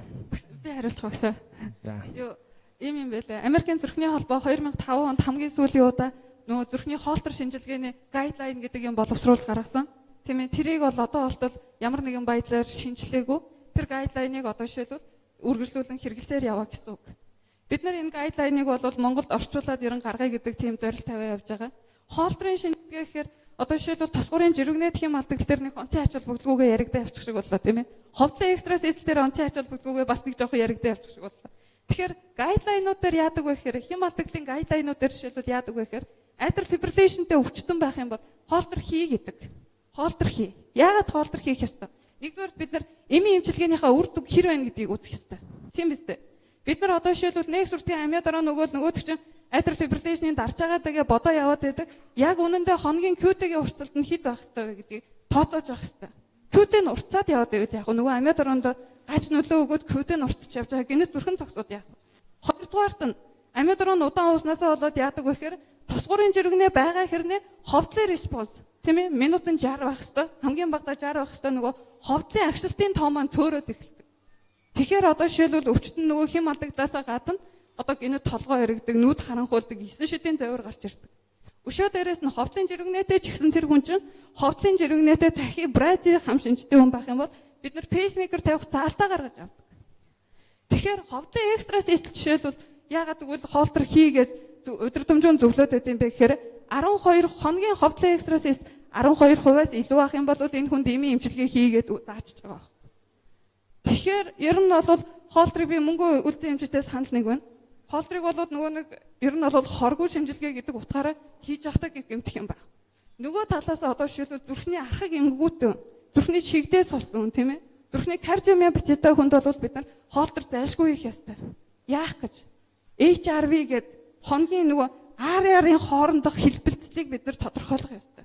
Энд чинь эргээд нөгөө нэг тавилангаа тодорхойлж байна. Жишээлбэл RR-ын хэлбэл HRV-ийн нэг юм байх юм бол за яах вэ тавилангаа айгүй байд юм бэ гэд бодоо явчихдаг юм биш. Ийм байх юм бол одоо энэ чинь бид нар чинь тавилан маань нэлийн хүндхэн явж байгаа юм байна. Хичнээн өвчтөн маань гадна талдаа ямар нэгэн зовир шаналгааг байгаа ч гэсэн HRV-ийн ийм хэлбэлцтэй байгаа бол тэр бидний өвчтөн бол ер нь нэлийн хүндхэн байгаа юм байна гэдэг тэр мэдээллийг биднэрт өгдөг.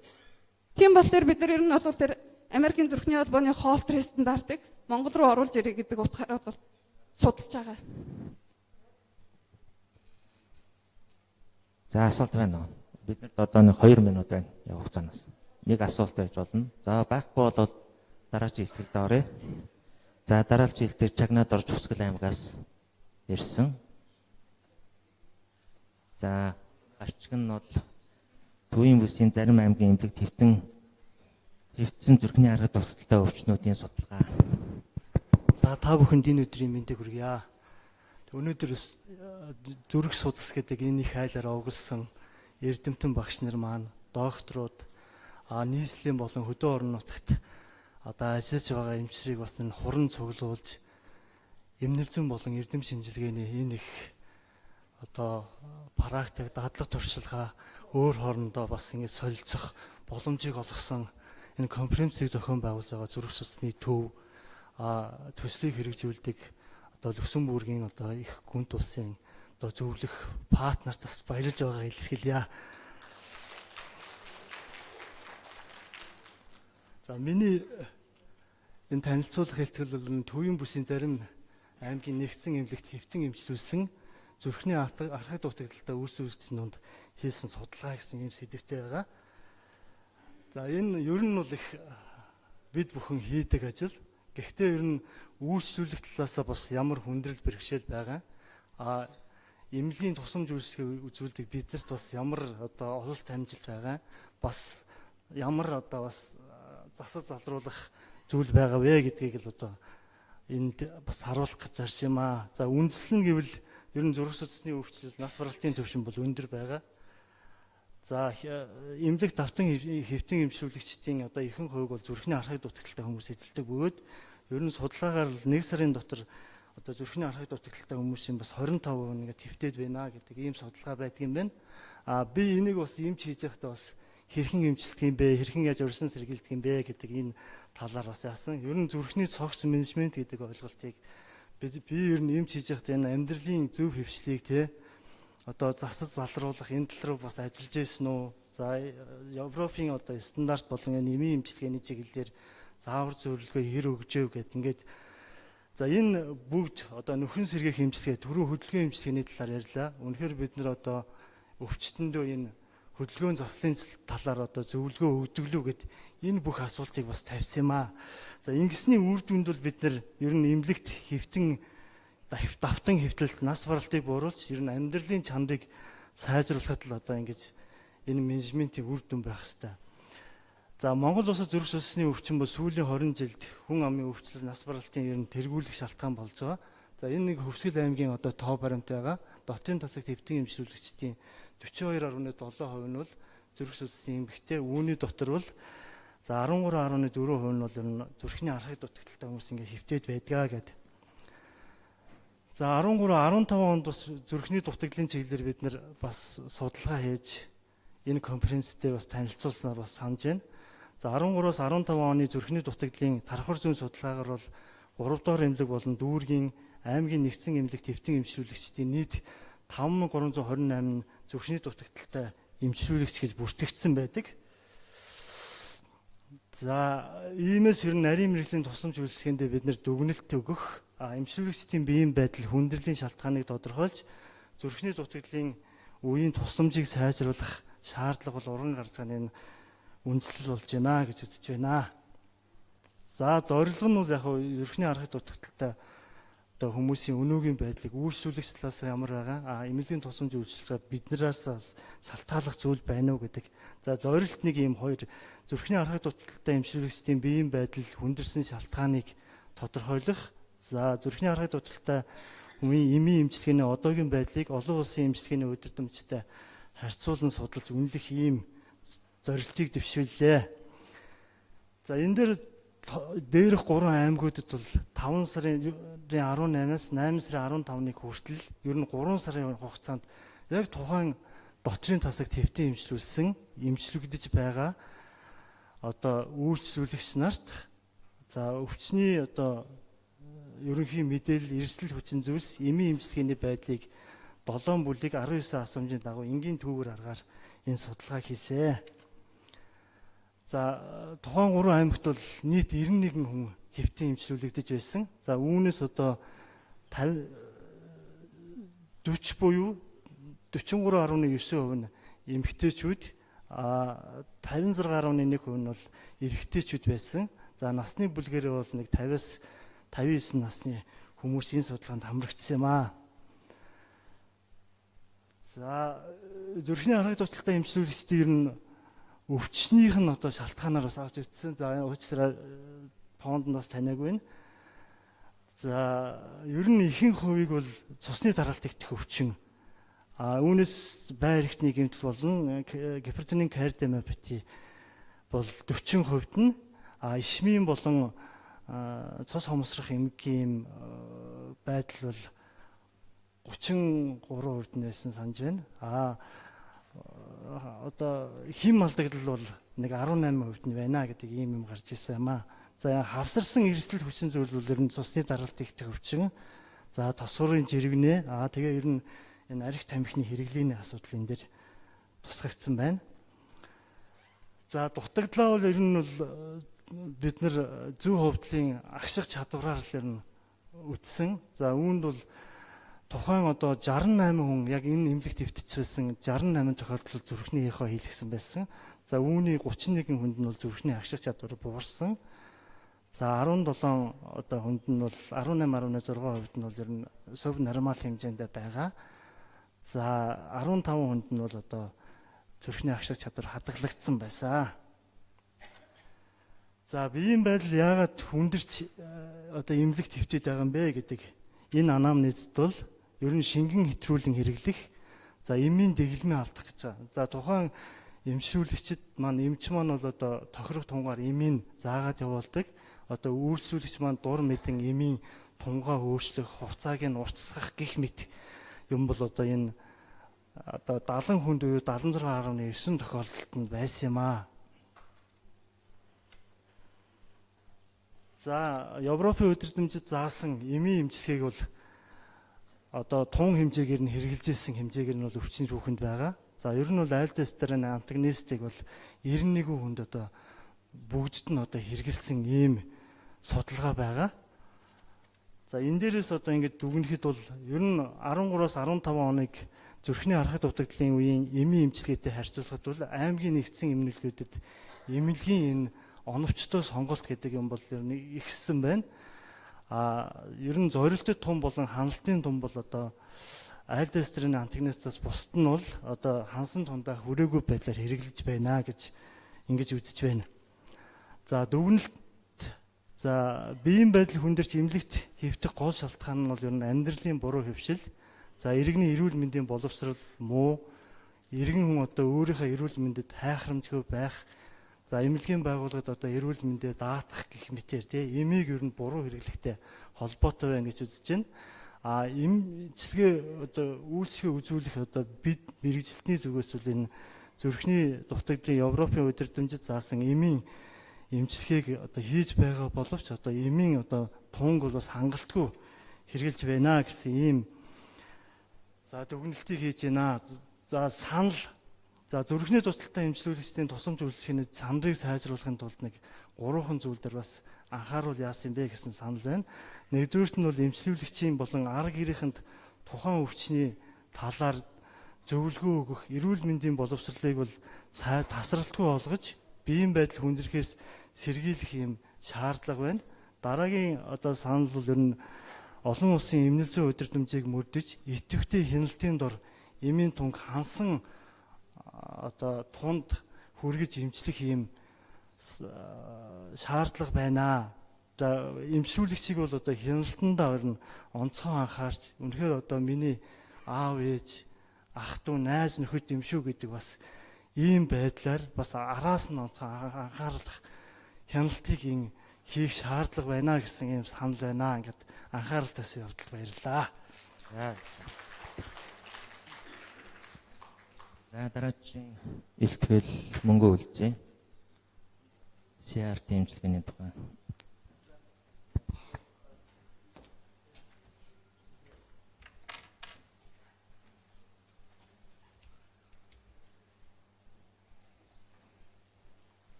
За сайн бацхан. Зүрхний ресинхронизац эмчилгээний пейсмейкер суулгасан өвчтөн дээр ховор тохиолдлоор гэдэг хэлэлцүүлэг та бүхэндээ танилцуулж байна. Тэгэхээр ерөнхийдөө нөгөө ресинхронизац эмчилгээгээ түрүүчийн жилд бас анх удаага танилцуулсан. Бид нар ийм эмчилгээ ингээд шинээр эхлүүлэх гэж байна гэдэг. Тэрнээс хойш одоо бид эдийн хийсэн одоо өвчнүүд дотроос эхнээсээ гарч байгаа үр дүнгуудээс бол ярьж байгаа. Тэгэхээр ресинхронизац эмчилгээ гэдэг маань ер нь бол шаардлагатай өвчтний хэмжээ бол ойролцоогоор 3.1% байгаад байгаа. Одоо нийт өвчтнүүдийн ялангуяа нөгөө зүүн ховдлын хориг үүссэн буюу Q-ээс нь үргэлжсэн юм өвчтнүүд бол бид нэр ресинхронизац эмчилгээг бол хийх шаардлага гардаг. Тэгээ эдгээр маань болохоор нийт зүрхнийхээ дутагдaltaй хүмүүсийн одоо 3.1-д байдаг юм а гэсэн юм үзүүлэлт яригддаг. Тэгээд энэ зүрхний дутагдлыг юу болдог вэ гэхээр нөгөө зүрхэн доторх сэрэлт амжилт маань бол харилцаа адилгүй хурдтай болж гэлдэг. Хамгийн эхлээд бол зүрхний ерөөхдөө таславч хэсэг сэрээ дараа нь нөгөө хэсгүүд рүүгээ тардаг байгаа. Тэгэхээр энэ зүүн гардалтай байгаа одоо зүүн хөвдлийн хориг үүссэн Q-ээс нь өргөссөн өвчнүүдээр бол таславч хэсэг нь сэрээд улаан өнгөтэй байж хад Нөгөө хан маань эсрэгдлийн хан маань болохоор цэнхэр өнгөтэй буюу сэрэл орж амжаагүй байдаг. Тэгээд энэ ийм учраас одоо нөгөө зүрхний сегментүүд нь хоорондоо ийм нөгөө нэг синхрон жигд бус агшилтыг хийснээр улмаар нөгөө цусаа ингээд шахах үйл ажиллагаанууд бол буурчихсан байдаг. За тэгээ энэ пейсмейкераас гол нь юугаар ялгаатай ингээд тэгэхээр бид хэдийн үед бол энэ нөгөө пейсмейкертэй өвчнүүдийг нэлээд харж ирсэн те хоёр электродтой байгаа нэг нь тосгортой байдаг нөгөөх нь болохоор баруун ховдолтой оройроо чиглэлтэй юм уу тасравч руугаа чиглэлтэй байждаг. Тэгвэл энэ ресинхронизац эмчилгээний үед болохоор бид нэмэлтээр электродыг одоо зүүн тал руу тавьдаг. Энэ нь болохоор нөгөө титмийн венийн судас байгаа коронарны синус гэж яриад байгаа. Тэргээр нь оруулаад венийн судаснд бол байршуулж өгдөг. Тэгээ аль болохоор нөгөө хамгийн сүүлд сэрж байгаа тэр сегментийн ойролцоо тавих юм бол илүү үр дүнтэй гэсэн юм зүйлийг бол ярьж байдаг. За тэгээ ерөнхийдөө энэ синхрон үйл ажиллагаа алдагдсанаар хүний зүрхэнд бол маш олон төрлийн өөрчлөлтүүд бол явагдаж байдаг. Энэ дотор бол нөгөө сегментүүд маань жигд бус агшина. Ингэснээр болохоор нөгөө хавхлагуудын нэгдэх бол хаагдах одоо нөгөө юунуудын хавхлагуудын одоо нөгөө каспод гэж ярьдаг шүү дээ. Тэд нь бас хоорондоо зөрж ажилладаг. Тэгэхээр эргээд нөгөө нэг регургитацийн хэмжээнүүдийг дүүргэж эхэлдэг. Регургитацийн хэмжээнүүдийг бол ихсгээд эхэлдэг. Гэх мэтлэнгээр ийм өөрчлөлтүүд ордог. Дээрээс нь нөгөө хоёр ховдол маань хоорондоо бас тусдаа өөр үед ажилладаг учраас одоо нөгөө таславчийн хөдөлгөөний алдагдал гэх мэтлээ иймэрхүү зүйлүүд гарч ирдэг. Тэгэхээр энэ бүх өөрчлөлтүүд маань эргээд нөгөө зүрхнийхээ дутагдлыг улам хурдцтайгаар даймжруулах ийм нөлөөнүүд болоо явцдаг. Тийм учраас энэ зүүн ховдол маань синхронны биш ажиллах нь бол одоо эргээд зүрхнийхээ дутагдал бол маш муу үр дүнд оруулж эхэлдэг. За тэгээд одоо энэ дээрээс ингээ харуулж байгаа би саяхаа зургийг тавьсан. Одоо жишээлх юм бол тэр нөгөө сүүлд сэрж байгаа хэсэг, ихэл сэрж байгаа хэсэг, сүүлд сэрж байгаа хэсэг хоёр дээрээ тааруулаад нөгөө электродууд маань байрлана гэсэн үг. Тэгээ хэрвээ бид нар сайн ингэж чадах юм бол тэгээд тэр хоёр талаасаа ингээ зэрэг зүрхээ сэлдэж өгдөг байхгүй. Одоо энэ электродуудаас тэгэх юм бол бид нар одоо нөгөө зүрхнийхээ жигд үйл ажиллагааг бол хангаад эхэлж байгаа. За тэгээ энэ зурган дээр бол тэр нөгөө BP гэж хэвчсэн байгаа. Хоёр ховдлыг зэрэг цохиулж байгаа гэсэн ийм үзүүлэлттэй зураг байгаа. Энэ бол нөгөө CRT pacemaker дотроос хийсэн бичлэг. За бид эдийн өнөөдрийн танилцуулгын тохиолдол маань 59 настай эмэгтэй байгаа. Тэгээ тэлэгдлийн кардиомиопати гэсэн онцтой зүрхний атгархыг дутагдлын C үе шаттай. Ер нь бол сар болгон давтан хэвтэлттэй үе үе хавгнадаг, амьсгааддаг, байнгын эмийн хяналтанд байдаг. Ийм өвчтөн байгаа. За тэгээ олон улсын удирдамжууд дээр юу гэж нэ гэхээр энэ CRT гэдэг эмчилгээг бол одоо зөөр ихтэй байгаа өвчтөн синусынхаа хэмнэлтэд байгаа тохиолдолд QRS-ийн хугацаанд 150-аас дээшилсэн бол тэгээ ялангуяа энэ нөгөө LBB гэдэг яриад байгаа зүүн ховдлын хоригтой тэгээд EF гэдэг үзүүлэлт маань 35-аас доошо буусан үед гэхдээ энэ дээр нэг гол анхаарах юм маань бол тэр ONT гэвчсэн эмийн эмчилгээг бол хансан тунгаар гэж сая чагнаа эмч яриад шүү дээ. Бид нар эмийнхаа эмчилгээг хансан тун руугаа хүрэхгүй байна гэдэг байгаа. Энэ эмийн эмчилгээг бол хансан тун руу маш сайн хүргэсэн байх хэрэгтэй байгаа. Тэгэхээр энэ тохиол бид нар бол тавина гэж дүгнэж байгаа. Тэгээд бид эдийн өвчтний хувьд яасан бэ гэхээр нөгөө өвчтөн маань бол байнгын хэвтдэг, зөөртэй. За синусаа хэмнэлтэд байсан QRS-ийн хэмжээ бол 150-аас дээшээ. Тийм хоригтой 35-аас доошоо буурсан. Тэгээд дээрэс нь манай эмнэлгүүд нөгөө зүрхний дутагдлын хөтөлбөр гэж хэрэгжээд одоо нөгөө нэг нийт дутагдaltaй өвчтнүүдээ ингээ хянаж байгаа. Тэгэхээр яг тэр улсуудын хяналтанд бол эмчилэгдэжсэн ийм өвчтөн байгаа. Тэгэхээр эмийн хяналт бол нэлээд сайн төвшөнд хийгдчихсэн байсан гэдэг үг юм. За энэ бичлэг дээрээс харагдах болов. Тэгэхээр энэ өвчтөн маань зүрхнийхээ багийн хяналтанд эмчилгээг бол хангалттай сайн хийлэгдсэн. Зүрхний дутагдал бол даймжран хүндэрсээр байгаа. Яг сүүлийн жилийнх нь ингээд явахыг нь харахад жил болгоо ингээд нөгөө EF нь буураад хүндийн тэлэгдээ явчихсан ийм өвчтөн. За энэ бичлэг дээрээс бол яг нөгөө 100 худлын хоригтой QRS нь бол 164 миллисекунд хүртэл хурдтай синусынхаа хэмнэлттэй байсан. Яг аппарат тавиулах үед бол зүрхийн ерөнхий агших чадвар нь 27% хүртэл буурчихсан. За тэгээ 100 хувдлын хүндийн маань бол 75 мм хүртэл болж тэлэгдчихсэн ийм тохиолдол байсан байгаа. За бид эдийн хувьд бол энэ нөгөө CRT төхөөрөмжөө 2016 оны 9 сард суулгасан байгаа. Энэ дээр бол Санчууд фирмийн Allura Quadra гэдэг төхөөрөмжийг ашигласан. Түрүүчийн удаа бол бид нар танилцуулсан бах энэ нөгөө 100 хувдалтай байрлуулж байгаа электрод маань өөрөө дотроо юм нөгөө 4 электродтой. Тэгээ энэ нь ямар давуу талтай гэдгийг би бас та бүхэнд танилцуулж өгнө. Тэгээ бид эдийн хувьд бол ер нь болж игэл энэ Quadra гэдэг төхөөрөмжийг нэлээд их ашиглаж байгаа. За энэ яг үгээр одоо энэ өвчтөн маань бол яг энэ аппаратаа тавиулсныхаа дараагаар одоо нөгөө үрц очрох шинж айгүй илэрдэг байхгүй. Яг л бид нар зүрхнийхээ дотор биш зүрхнийхээ гадна талд байрлуулдаг учраас үрц рүү айгүй ойрхон болчдөг. Тэгвэл энгийн үедээ одоо энэ CRT аппарат маань бол ерөнхийдөө 4 ийм нөгөө чиглэлд одоо зүрхийг сэргээх чадвартай байдаг бол одоо энэ 4 квадрат хөрөмжийг тавихлаар биднэрт бараг 16 вектор гарч ирдэг. Өөрөөр хэлбэл бид нар маш их олон сонголттой болж эхэлж байгаа байхгүй хаанаас нь зөвхөлжлөх үү гэдэг.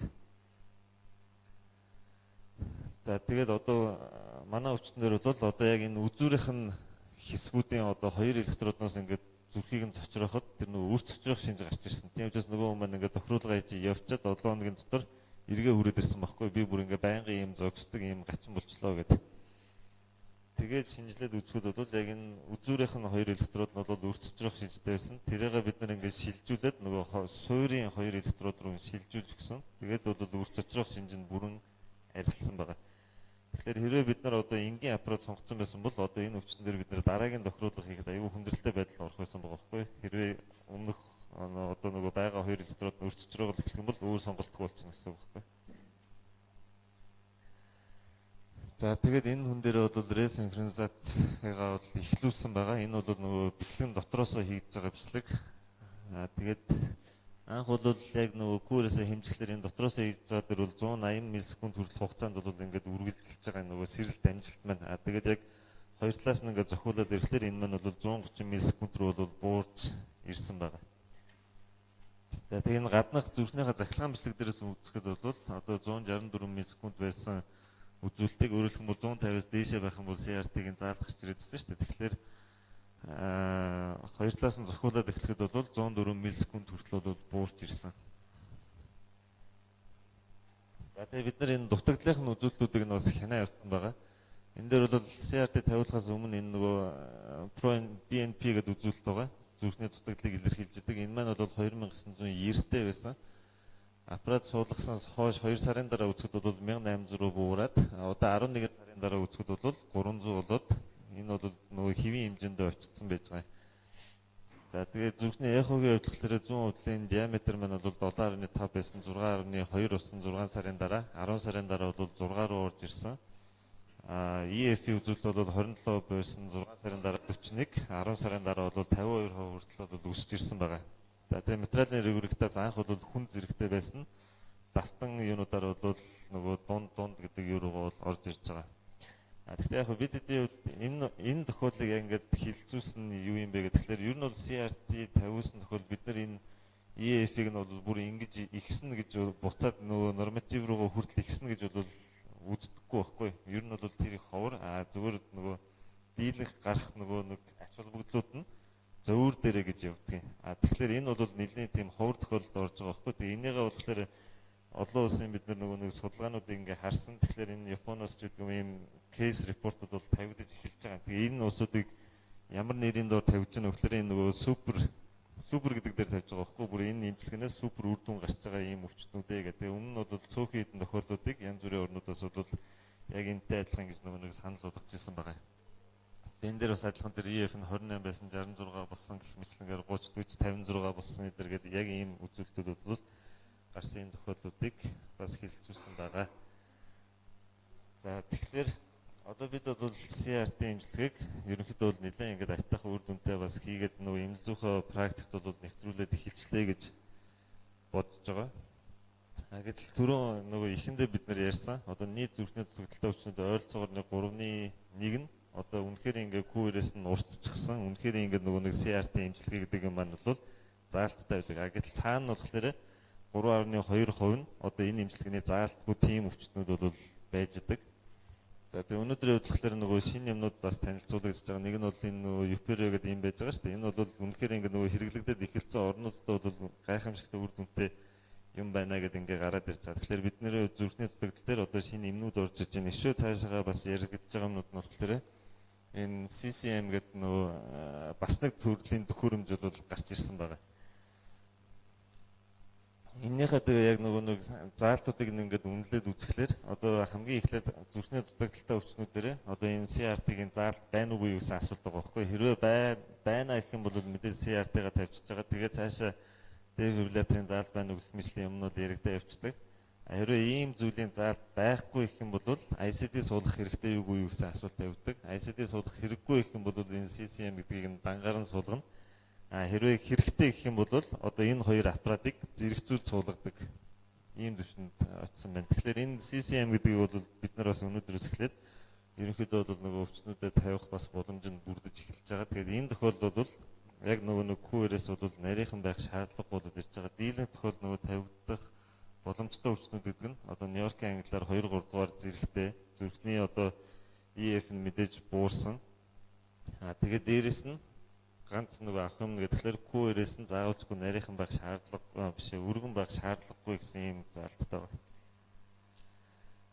За тэгээ үр дүнгийн хувьд тэгэхээр ингээд нөгөө үе үеэр нь гаргаад ирчихсэн. Ерөнхийдөө гол юм нь болохоор яг нөгөө QR-ээс тэгээд давхцуулаад одоо туйлын рефрактер үед нь одоо зүрхийг одоо өндөр вольтын нөгөө хүч өндөр вольтоор одоо цохиулж өгдөг. Энгийн пейсмейкерүүд 1-2 вольт дээр гэх мэтлээ яригдвал энэ үед болохоор 7 вольттой хүн нүүрээ аппаратаа ингээд 7 хоног болгон гаднаас нь ингээд цэнэглээ явуулдаг. Ийм байдаг. Тэгээ хичнээн удаан энэ аппарат биетний ажлын төдий чинээ ингээд нөгөө тархамлаар одоо 100% хамарсан юм буцаж эргэж хэвийн болох өөрчлөлтүүд бол орж ийнэ гэсэн ийм судалгаанууд байна. За тэгээ ерөнхийдөө дүгнэхэд бол зүрхний рез синхронизац эмчилгээ бол зүрхний дундаас хүн зэргийн дутагдaltaй мэдээж ховдлын үйл ажиллагааны синхрон одоо байдал нь бол бүрэн алдагдчихсан тийм өвчнүүд бол нэлээд эмчилгээний одоо шинэ гэж хэлж болохоор ингээ орж ирсэн эмчилгээ бол болж байгаа. Тэгээд манай улсад бол бас доктортой хэрэглэгдээд явхад болж байна. Эмчилгээ олон судалгаанууд бол мэдээж эрсдэл багтай энэ эмчилгээг бол эрсдэл багтай. Тэгээд дээрэс нь нөгөө өвчнүүдэд бас үнэлэгдэхгүй хэмжээний өөрчлөлтийг бол өгч чадж байна гэдгийг бол дүгнэж байгаа. За тэгээд биднүүсийн саяын хэлэлцүүлсэн нэг тохиолдол маань бол ерөөхдөө энэ хичнээн сайхан бас үр дүн гарч болох юм бэ гэдгийг бол харуулж чадж байна гэж бодож байна. Тэгээд энэ дээрээс үндэслээд бол хэрвээ үнэхээр энэ эмчилгээний заалт байгаа өвчнүүд байх юм бол бид нар энэ эмчилгээг бас санал болгож ивэл нэлээд сайн байна гэж дүгнэж байна. Тэгээд цаашдаа бид нэр одоо яг энэ зүрхнийхээ дутагдал дээр саяах мэдчилсэнгээр ингээд шинэ эмчилгээнүүдийг одоо нэвтрүүлж ажиллах болно гэж бодож байна. Энэ зураг бол амар хүнд зураг лээ. Дотор нь яг юу суулгацсан бүүмэд нэг хүний зүрхэн дотор бараг 10 хэдэн электродтай. Ер нь бол хүн ямар ч байсан зүрхэндээ нийгэмтэй болж авч байгаа л дуусах юм шиг байна. За анхаарал тавьсан баярлалаа. За баярлалаа. За асуулт. За микрофон.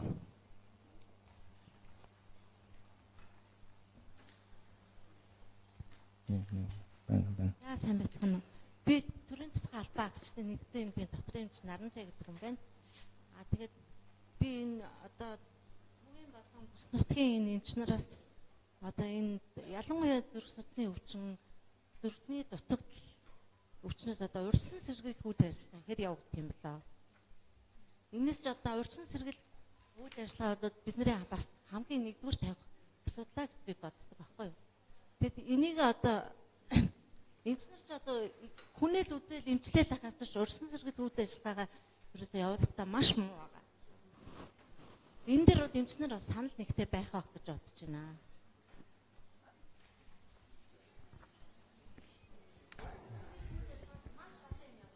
Тий.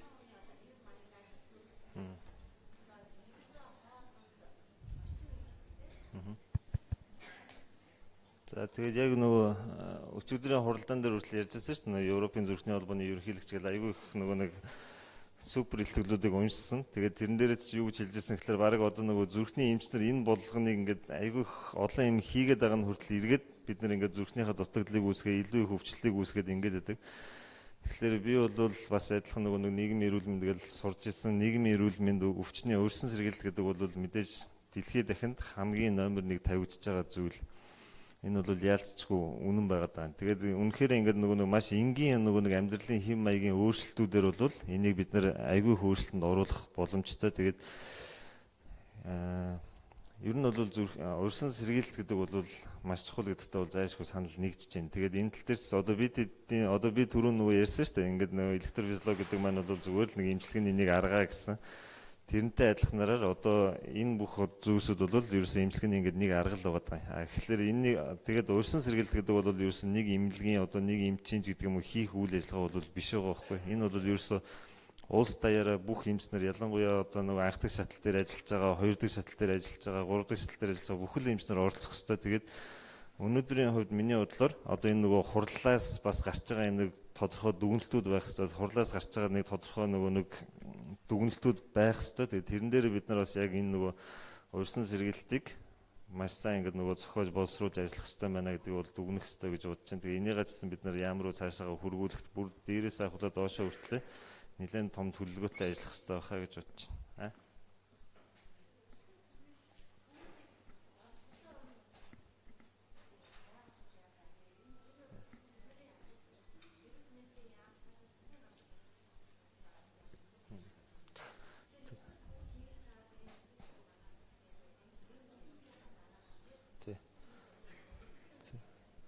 Манайхаас нөгөө баясгалан багш бас нөгөө одоо яг энэ хурлуудаас гарч байгаа, илэрхлүүдээс гарч байгаа дүгнэлтүүдийг та бичиж байгаа тийм.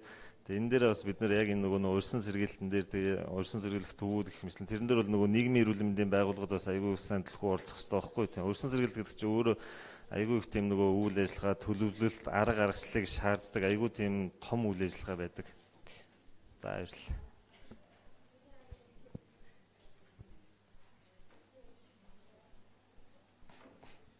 Энэ Мөнгөзий эмчийн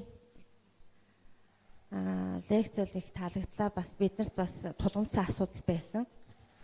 Энэхээр одоо эмнэлгийн одоо төсөв хөрөнгө цаг хугацаа эмчнэрийн цаг хугацааг маш их барж биднэрт маш их тулгымцсан асуудал болдог асуудал бол зүрхний дутагдaltaа эцсийн шатанд орсон эмчнэр байдаг.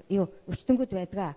Энэ өвчтөнгүүдийг бас шийдэхэд бас тодорхой хэмжээний нэг одоо гэрэл аслаа гэж би баяртай хүлээж авч байна. Тэгээд энэ эмчилгээний CRT эмчилгээний эмчилгээнд хэрэгжилж байгаа тэр песмейкерийн үн ерөн өртөг хэр байдаг юм бала гэдгийг асуух гэсэн юм аа. Баярлалаа. За яг энэ эмчилгээнүүдийн хувьд бол нөгөө хамгийн хүндрэлтэй нь бол заашгүй үн өгдөг. Тэгэхээр энэ CRT төхөөрөмж маань өөрөө бараг 40 сая төгрөгийн үнэлгээтэй болж ирдэг. Бидний хувьд бол нөгөө эрүүл мэндийн яам руу бид нэр санал хүсэлт гаргаж байгаад тэр нөгөө өндөр өртөг тусламж үйлчлэгээ гэдэг юм руу бол оруулж ирсэн. Тэгэхээр одоо бол өвчтөө өөрөөс нэг ойролцоогоор 10-15 сая орчим төгрөгийг гаргаад энэ төхөөрөмжийг бол суйрлуулах юм боломжтой болсон байгаа. Хэрвээ гадаад руу яваад хийлэх юм бол энэ бол бүр асар их үнэтэй. 50-60-70 сая төгрөг рүү орж ирдэг ийм төхөөрөмж байгаа. Тэгээд энийг бас ярьж хахад одоо нэг энэ эмийн эмчилгээ гэдэг бол маш чухал. Одоо энэ тоног төхөөрөмж хэрэгжилж байгаа энэ эмчилгээнүүдийн чинь цаана нөгөө өдөрдмжин дээр заалт гэдэг дээр нь дандаа нөгөө optimal medical therapy гэдэг юм яригддаг байхгүй. Энэ хүн эмийн эмчилгээг хангалттай хийж явах ёстой гэдэг. Тэгээд сая цагнаа эмчтэр ярьсан шүү дээ. Одоо нөгөө зүрхний дутагдлын хөтөлбөр гэж юм ажиллаад өвчнүүдээ ингээд тодорхой хугацаагаар хянаад ингээд явж гин гэдэг байгаа. Энэ бол маш чухал тийм зүйл байгаа байхгүй. Тэгээ энийг ч гэсэн болж игэл аймаг болгон эмнэлэг болгон дээр ингээд бас дэлгэрүүлээд цаашаага явуул их чухал байхаа гэж бодож байна. Би нэг зүрхний дутагдaltaй холбоотой хэдэн санаа хэлж байна. Тэгэхээр бид нар нийлээд иргэдэд зориулсан зүрхний дутагдлаас урьдсан сэргийлэх зөв томж гаргасан үнэтэй ном. Өнгөтөр. Тэгэхээр энэ номыг 21 аймагт маргааш Баясгалан багшаар дамжуулаад хараа гэж бодож байна. Нэгдүгээр. За хоёрдугаарт манай аш улсын зүрх судасны нийгэм зүрхний арга дутагдалтын эрт илрүүлэхээр судалгааны ажил хийж байгаа. За үр дүн арай гараагүй учраас үр дүнгийн бид нар дараагийн жилийн хуралд тавина гэж бодож байна. За гуравдугаарт бас зүрхний арга дутагдлын үндэсний заавар боловсруулах одоо ажлын хэсэг байгууллагаа сайдын тушаал гаргуулахаар яман төгсөн байгаа. Одоо удахгүй тушаал нагахаар бид нар дараа жил гэж ямар ч хэлсэн үндэсний одоо өдөртөмжтэй болноо. Түүнээс гадна хуралтай холбоотой нэг ганцхан санал хэлжээ. За өнөөдөр сайхан 5 ихтгэл тавилаа. Тэгээ ихэнх нь эмчилгээний үр дүнтэй холбоотой. Тэгэхээр цаашдаа залуу судлаачид юу анхаарах вэхээр эмчилгээний үр дүн ярьж байгаа бол арга зүйтэй заавал харьцуулах бүлэг байх хэрэгтэй. Тэгжээч үр дүнгээ үнэлнэ нэгдүгээр. Хоёрдугаар энэ эмчилгээний үр дүнгээ үнэлэх шалгуур нь арга зүйд байх хэрэгтэй. Ямар шалгуураар үр дүнтэй гэж үзэх юм. За энийг цаашдаа анхаараарай. За өнөөдөр надад нэг таалагдсан юм бол бас залуу эмчнэр судлаачид хоорондоо бас саналаа их сайхан солилцож байна. Тэгэхээр бид нар цаашаа хурал зохион байгуулахдаа бас ер нь энэ асуулт хариулт энэ одоо санал бодлоо илэрхийлэх хугацааг нь бас жоохон ахиу байлгамаар юм байна. Тийм учраас бид нар зөвхөн сонсоод өнгөрөхгүй бас өөрийнхөө үзэл бодлыг бас чөлөөтэй илэрхийлж сурах хэрэгтэй. Тэрнийг бид нар бас сонсох хэрэгтэй. За баярлалаа. За өөр асуулт байна уу? За байхгүй бол дараачих нь сонирхолтой байгаа. Энэ бол одоо зүрхний алхах дутагдлын эмчилгээний хувьсэл. Тэгэхээр та бүхэн мэдж байгаа Norse компани бол Upero гэдэг одоо дэлхий дээр их сенсац тарьж байгаа, айгүй ихтгэл найдвар төрүүлж байгаа алхах дутагдлын эмчилгээнд ийм эмийн тухай болон эмчилгээний менежментийн тухай Сингапурын төвийн доктор Дэвид Сим байна. Тэгэхээр welcome please доктор Сим.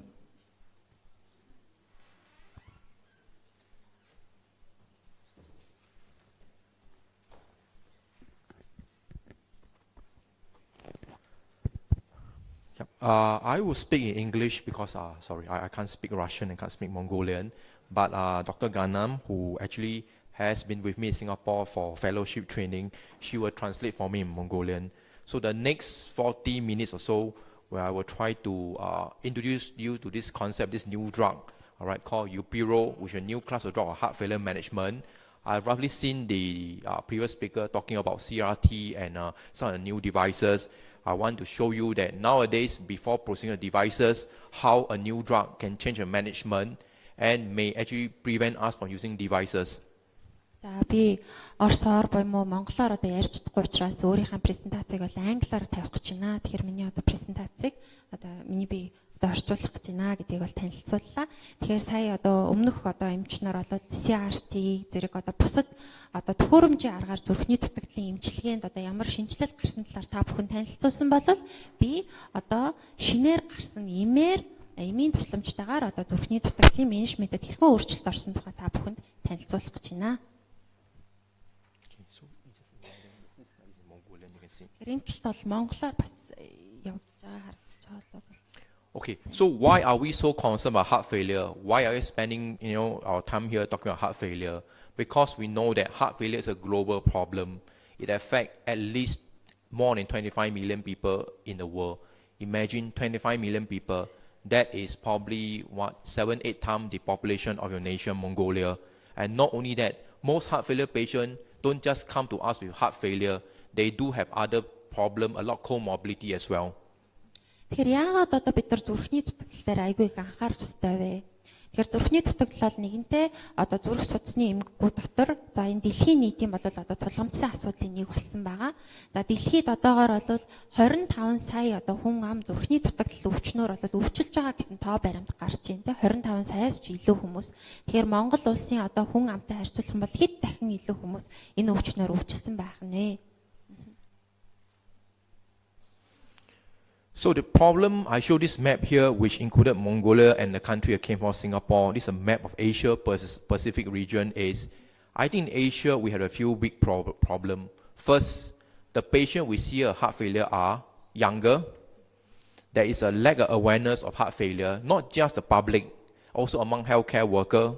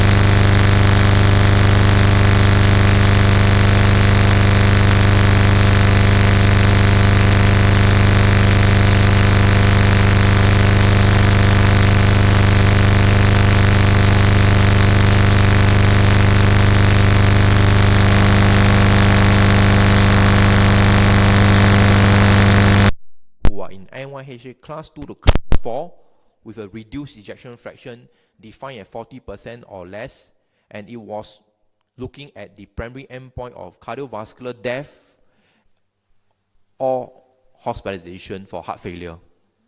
За энэ судалгааг бол хийхдээ за ерөнхий агших чадвар 40% болон түүнээс бол бага. За Нью-Йоркийн одоо үйл ажиллагааны ангилаар 2-4 дахь одоо үе шатнд байгаа зүрхний дутагдaltaй хүмүүстээр бол энэ судалгааг хийсэн. За энэ судалгааг бол ямар үед одоо end point буюу одоо судалгааг бол төгсгөжсэн бай гэхээр дууссан гэж үзсэн бай гэхээр одоо зүрх судасны эмгэгээр нас барах юм уу эсвэл энэ шалтгаанаар эмнэлэгт хэвцэн тохиолдолд гэж үзсэн. So you can see that the patient was having a run-in phase of enalapril versus Upiro, and then eventually they were randomized into either Upiro 200 mg twice a day or enalapril 10 mg twice a day. Тэгэхээр энэ одоо схемээс бол харахад их хэлбэрхэн за өвчтнүүдийг ерөнхийд нь бол 2 бүлэгт хуваагаад за нэг хэсэг хүмүүс нь болохоор одоо Upiro буюу одоо энэ шин төрлийн эмийг за 200 мг өдөрт 2 удаа уухаар за нөгөө бүлэг хүмүүс нь болохоор enalapril-ийг 10 мг өдөрт 2 удаа уухаар ингэж 2 хэсэг болсон байна. So the dose of enalapril that was used in this paradigm HF trial, we can see here, was 18.9 mg once a day. So if you compare previous trial using ACE inhibitor, this dose is actually the highest. So I think we can be very sure that patient who was in this trial in the enalapril arm, they were not underdosed. In fact, the dose of enalapril in this group of patient was the highest. За тэгэхээр энэ хамгийн доотлын одоо энэ хүснэгчний хамгийн доотлол харахад бол энэ Paradigm HF одоо хэрэглэх enalapril-ийг хэрэглэж байсан өвчтнүүдийн хувьд гэх юм бол за 10 мг-аар өдрийн 2 удаа гэхэд бол өдрийн одоо нийт одоо хэрэглэгдэж байгаа одоо эмийн тун бол 18.9 буюу бусад одоо судалгаануудаас бол харьцуулах юм бол хамгийн өндөр тунгаар хэрэглэгдсэн. Тэгэхээр ямар нэгэн энэ судалгааг хийж байхад бол одоо enalapril-ийн тун бол хангалтгүй байсан гэж бол үзэхээргүй. A quick one on revision anti-BroBNP and BNP. So what this drug does, it prevents the breakdown of BNP, but we can't use BNP anymore to monitor the patient if we use this drug because the BNP will be higher because you prevent the breakdown. So in order to use this drug, what you need to do is you need to do anti-BroBNP. To see a patient whether they respond to a drug or not, you should see a reduction in the anti-BroBNP after using the drug. So for those clinic or those hospital still using BNP, you need to switch to using anti-BroBNP. За энэ хооронд бол маш богино хугацаанд энэ anti-BNP болон BNP-ийн талаар бас мэдээлэл оруулъя гэж бодож байна. Тэгэхээр энэ нэмийг хэрэглэж байгаа тохиолдолд бид нар одоо зүрхний дутагдлын нөгөө натрий уретик пептидгээ судалгаа шинжилгээ хийдэг шүү дээ, тий. Тэгэхээр энэ натрий уретик пептидийн энэ шинжилгээг хийхдээ яг алийг нь үзэх вэ гэхээр BNP-г бол үзэж болохгүй. Яа тэгэхээр энэ нэм маань өөрөө BNP-г одоо задрахаас бол хамгаалдаг юм учраас BNP бол өндөр хിവэрэ байна.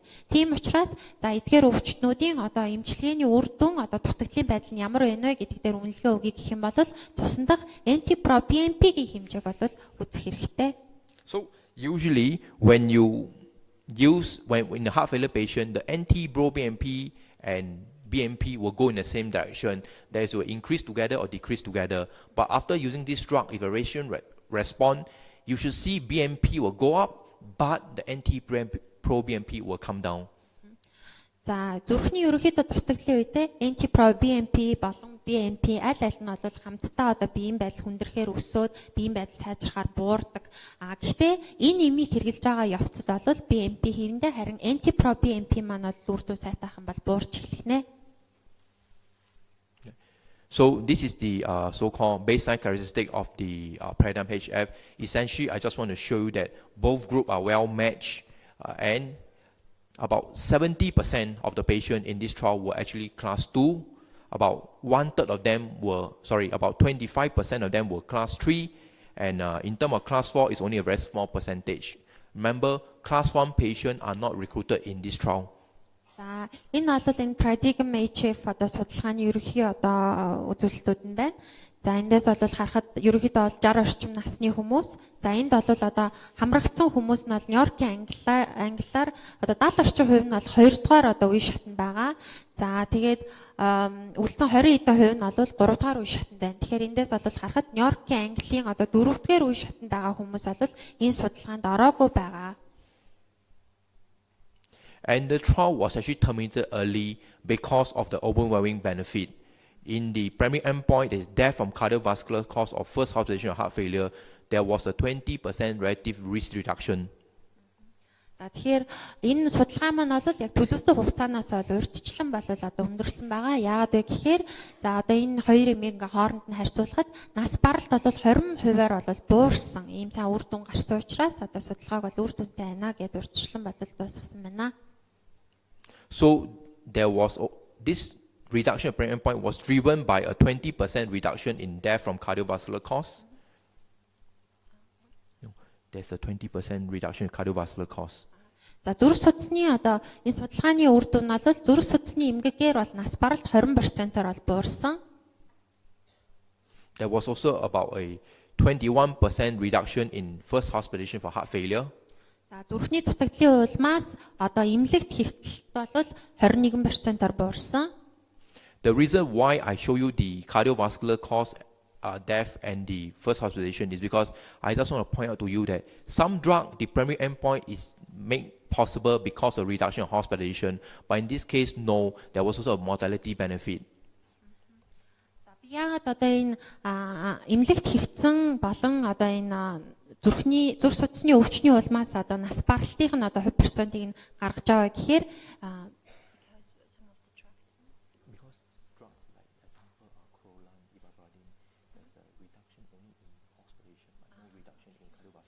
тэгэхээр бол зарим эмнүүд бол жишээлбэл одоо зөвхөн давтан хэвтэлтийг бууруулдаг ч гэдэг юм уу эсвэл зөвхөн нас баралтыг бууруулдаг гэдэг бол энэ эм маань бол аль тал дээр нь бол бууралтыг бол илэрхий бууралтыг гаргаж ирсэн байна. All right, and not only that, even though it's a cardiovascular drug, there was also we also saw a reduction in death from any cause. Зөвхөн одоо зүрх судасны одоо эмгэгийн улмаас нас баралтыг бууруулаад төдийгүй одоо бусад одоо шалтгааны улмаас нас баралтыг ч гэсэн бууруулсан байх нь бол энэ судалгаанаас харагдсан. There was also less patient taking Upiro, going to the emergency department, going to A&E for heart failure. За тэгэхээр R1 одоо хэрэгэлсэн өвчтнүүд одоо гинтийн одоо цочмог одоо хүндрэлээр яаралтай тусламжийн таслагт хандлтын болвол тоо бас буурсан байна. And in terms of not only are they living longer, not only are they getting to a hospital less often, you can see in terms of the Cancer City questionnaire, they were also feeling better, they have better quality of life. За зөвхөн одоо нас баралт за эмнэлэгт одоо хэвтэлтийн тоо буураад төдийгүй за эдгээр хүмүүсийн одоо энэ Kansas City-гийн нөгөө Cardiometabolic questionnaire гэдэг одоо амьдралын чанарыг асуумж нь бол маш их сайжирсан байсан. Амьдралын одоо чанар бас мөн сайжирсан байсан. Эдгээр эмийг хэрэглэж байгаа өвчтнүүдийн. So the main side effect of this drug is that of hypotension, but otherwise in terms of other aspect, in terms of renal function, in terms of potassium level, it's actually safer than ACE inhibitor, and it also cause less cough compared to ACE inhibitor. За энэ эмийн одоо хувьд бол гол одоо үүсгэж байгаа гаж нөлөө гэх юм бол артерийн даралтыг бол бууруулах. За бусад одоо буур, за калиен одоо цусан дахь калиен хэмжээг өндөрсгөх гэх мэтчлэн одоо гаж нөлөөнүүд бол харьцангуй багатай. За ханиалгах зэрэг бол зовир бол одоо бага үүсгдэг байна.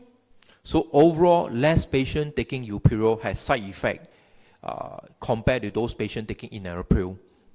Тэгэхээр инап одоо ууж исэн өвчтнүүдтэй харьцуулахад энэ Upiro ууж исэн хүмүүстээр одоо эмнээс үүдэлтэй гаж нөлөөнүүд нь бол харьцангуй бага байсан. So based on the Paradigm HF trial, the drug is now in the major guideline. I show you an example here. This is from ESC. We show that after therapy with ACE inhibitor, with beta blocker, and with an MRA, if patients still remain class 2 to class 4, it's a class 1 indication to consider switching the ACE to an ARNI. За энэ одоо томоохон судалгааны дараагаар за энэ Юперио буюу энэ им маань одоо томоохон одоо зүрхний дутагдaltaй холбоотой зөвлөмж удирдамжуудад бол тусгагдаж эхэлсэн байна. За жишээлбэл одоо Европын холбооноос гаргасан 2016 оны одоо дутагдлын удирдамжинд ACE inhibitor болон MRI те альдостероны антагонистыг хэрэглэсэн ч гэсэн одоо симптоматик байгаа одоо энэ хүмүүстээр R1 зөвлөж болно. And do note the difference in the color coding. For ARNI, it's a class 1 indication because of mortality benefit. For Ibrabradine, they are also in the guideline but only given a different color, a class 2A, because of lack of cardiovascular mortality. За тэгэхээр өнгөний хувьд ч гэсэн өөр байна. За одоо энэ хүснэгтэр харах юм бол ногоон өнгөтэй гэдэг бол одоо нас барал болон давтан эвтлийг аль алийг нь бууруулж байгаа. За класс 1-р одоо юугаар бол 1-р зэрэгээр бол санал болгоно. За ивапрайзины хувьд гэх юм бол түрүүн хийсэн одоо зүрх судасны эмгэгээр одоо давтан эвтлтийн тоог бол бууруулж чаддаггүй учраас класс 2 буюу 2-р одоо юу одоо зөвлөнө. Alright, so I'll now show you a real case, the first patient that I used Upiro back in Singapore, how we use it to treat this heart failure. So it's a 63 years old Chinese man, previously quite healthy, had heart failure in 2010, came to me in 2015 for so-called a second opinion. За би одоо Сингапурт анхны одоо энэ Юперио хэрэгэлсэн одоо өвчтнөө хэрхэн одоо энэ нэмийг санал болгож ирсэн одоо та бүхэндээ хуваалцъя. Тэгэхээр анхны өвчтөн маань бол 63 настай эрэгтэй байсан. За энэ хүн бол 2010 онд зүрхний дутагдал онцлогдсон. За 2015 онд за одоо ингээд эмчилгээнийхэн талаар одоо зөвлөгөө авахаар одоо манай зүрхний төв дээр бол хандсан. So he had an ejection fraction only 10%, a very big heart, 9.5 cm and very severe MR. За энэ өвчтний хувьд бол 100% хүндийн бол диаметр нь болохоор 9.5. За ерөнхий ашиг чадвар бол 10%-тай ингээ маш хүнд өвчтөн байсан. Coronaries was normal. Coronary vessel were normal. За энэ хүний бол дитам судас нь бол хэвэн байсан. Ангиографийн. So this was the so-called, when he came to see us, this was the so-called option given to him. Optimize his medication, offer him a CRT, or put a mitral clip for him. За энэ өвчтний хувьд бол бид нар одоо нөгөө стандарт эмчилгээг бол санал болгосон. За одоо зайлшгүй шаардлагатай эмчилгээнд нэгдүгээрт бол эмийг одоо тэр яг шаардлагатай эмийг одоо санал болгох. За хоёрдугаарт бол энэ өвчтөр боломжтой бол CRT эмчилгээ, ресинхронизац эмчилгээ. За тэгээ митрал халахны нүүрэн дутагдaltaй байгаа бол митрал клип. За эдгээрийн одоо санал болгож болно. So this was when he saw me in 2015. This was the old guideline from ESC. At the time, Upiro was still not in the European guideline yet. За энэ бол одоо өмнөх одоо Европын холбооноос гаргаж ирсэн зүрхний дутагдлын одоо гайдлайн удирдамж байгаа. За энэ үед бол энэ удирдамжинд нөгөө Upiro буюу шинэ R1-ийн бүлгийн эмийг бол оруулаагүй байсан. And this patient was already on other appropriate drug. He was on Diovan, he was on a beta blocker, and he was also on Corolan already. Тэгэхээр энэ өвчтөн маань бол өөрөө бусад одоо шаардлагатай бодвол одоо эмнүүдийг бол бас давхар хэрэглээ авч ирсэн. Жишээлбэл Dion буюу Valsartan, за тэгээд beta blocker гэх мэтлээ одоо шаардлагатай эмнүүдийг бол бусад эмнүүдэд бол хэрэглэж ирсэн. He was offered mitral clip by the interventionalist, but it was way too expensive. And not only that, mitral clip in somebody with very poor heart function, in this case, there's also no data mortality. За интервеншнл эмчнэр бол энэ өвчтөнд бол митрал клип бол санал болгосон байсан. Гэхдээ энэ митрал клипийн хувьд бол өртөг айгүй өндөртэй. За хоёрдугаарт бол одоо нас баралтыг яг бууруулдаг гэсэн одоо ийм тоо баримт бол баг байдгүй. So he was seen by my EP colleague and he was asked to consider CRT, but our EP team thought that the heart was so big, 9.5 cm, the heart function was so poor, 10%, they don't think the CRT will work. They refer back to me, to the heart failure team, to consider artificial heart, LVAD. За тэгсний дараа энэ өвчтөн бол электрофизиологийн эмчнэрт бол үзүүлсэн. За энэ хүмүүс одоо үзүүлэхэд бол CRT бол одоо зүрхний одоо хүндий бол маш том учраас бол тавихад одоо маш хүндрэлтэй гэж бол үзээд эргүүлээд одоо эмийн эмчилгээг санал болгосон байна. So this is what an LVAD look like. Basically, it's an artificial heart with a drive line that comes out of patient body that get connected to a battery. It definitely will work for this patient. for all this advanced heart failure, it definitely will work. Only problem is it's going to be a big operation and will cost patient about $300,000 US. Дотрын одоо буцаагаад ингээд санал болгохдоо одоо нөгөө зүүн ховдлыг одоо дэмжих аппаратыг одоо санал болгоод буцаасан юм байна л да. Тэгэхээр зүүн ховдлыг дэмжих аппаратын хувьд ч гэсэн энэ хүн бол одоо томоохон хэмжээний хагалгаанд орно. Дээрээс нь бол 300 мянган одоо Америк долларын одоо өртөгтэй ийм одоо аппарат байгаа. So obviously patient can afford. It's just way too expensive. Тийм учраас тус өвчтний хувьд бол маш одоо үнэтэй байсан. So Нэмшлиг хийлгэхэд. we have somebody who is NYH class 3, class 4, multiple admissions, 6 admissions within the last 1 year. Тэгэхээр энэ өвчтөн маань ерөнхийдөө бол Нью-Йоркийн үйл ажиллагааны англиар бол 3-аас 4-р одоо үе шатнд байгаа. За бол маш олон та одоо 12 сарын дотор бол 6 удаа одоо эмнэлэгт хэвтсэн байсан. So what we did was we brought him to the hospital. We give him a few days of inotrope and a few days of IV diuretic. He responded, and after that we decided to switch the valsartan to Upiro before he got discharged.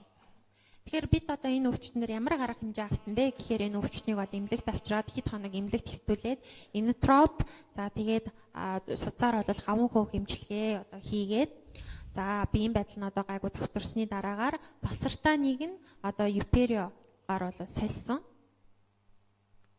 So we can see that over the next, he responded very well. So within 2 to 3 weeks, from class 3 to class 4, he became class 2 to 3. And within about 1 month, from class 4, he became class 2. And over a span of 4 months, he literally became class 1. Тэгэхээр одоо энэ үзүүлэлтүүдээс бол та бүхэн харж болно. Энэ хүн бол энэ эмэнд бол маш одоо сайн үр дүн өгсөн. За тэгэхээр эмийг одоо өгснөөс хойш хэдхэн хоногийн дотор бол одоо Нью-Йоркийн үйл ажиллагааны англи нь бол сайжраад одоо хэдэн сарын дараа бол Нью-Йоркийн үйл ажиллагааны англиар бол 1-ээс бол 2 дугаар үе шат руу бол орж ирсэн байгаа. So he is just one of the many cases that we see in Singapore. After taking Upiro, they feel much better. In fact, after starting Upiro, we have seen a drop in the number of patients needing LVAD, artificial heart, in Singapore.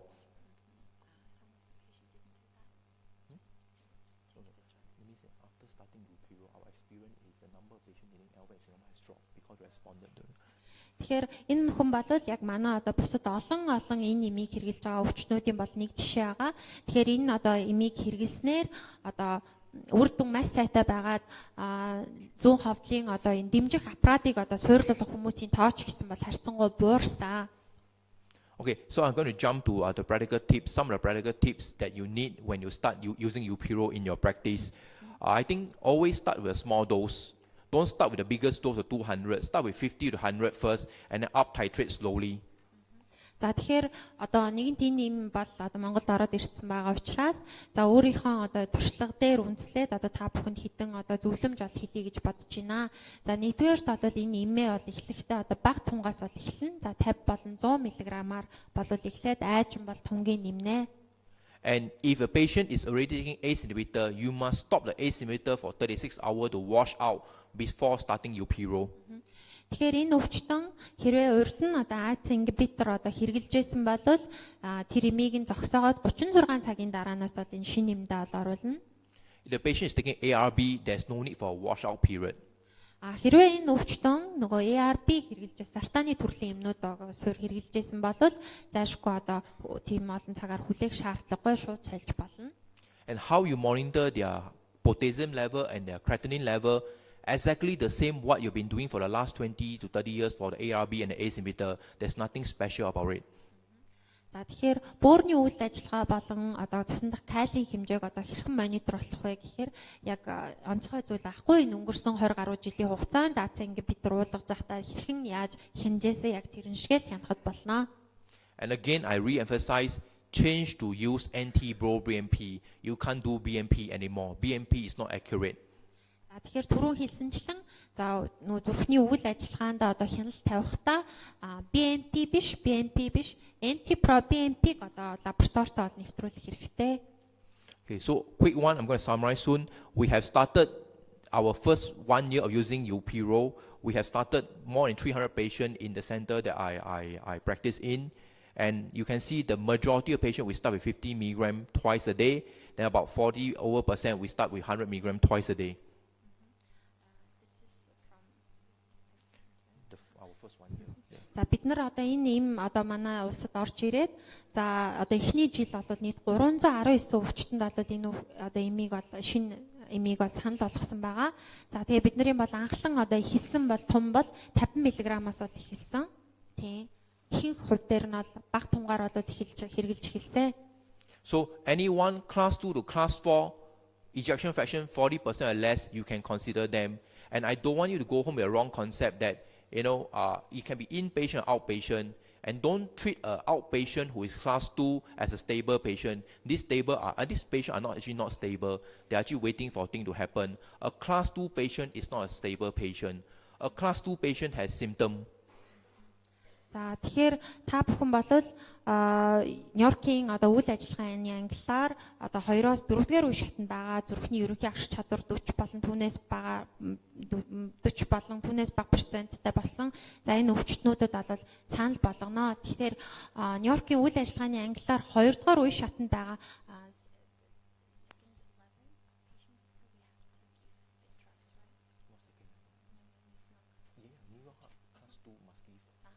Хоёрдугаар үе шатанд байгаа хүмүүст ч гэсэн бид нар бол хоёрдугаар үе шатанд байгаа хүмүүс гэдэг бол хэрвээ одоо ямар нэгэн зовир илэрсэн байгаа бол энэ хүн бол доктортой хүн биш ээ. Тийм учраас хоёрдугаар үе шатанд байгаа ч хамаагүй энэ хүмүүст бол энэ шинэ нэмийг санал болгох хэрэгтэй.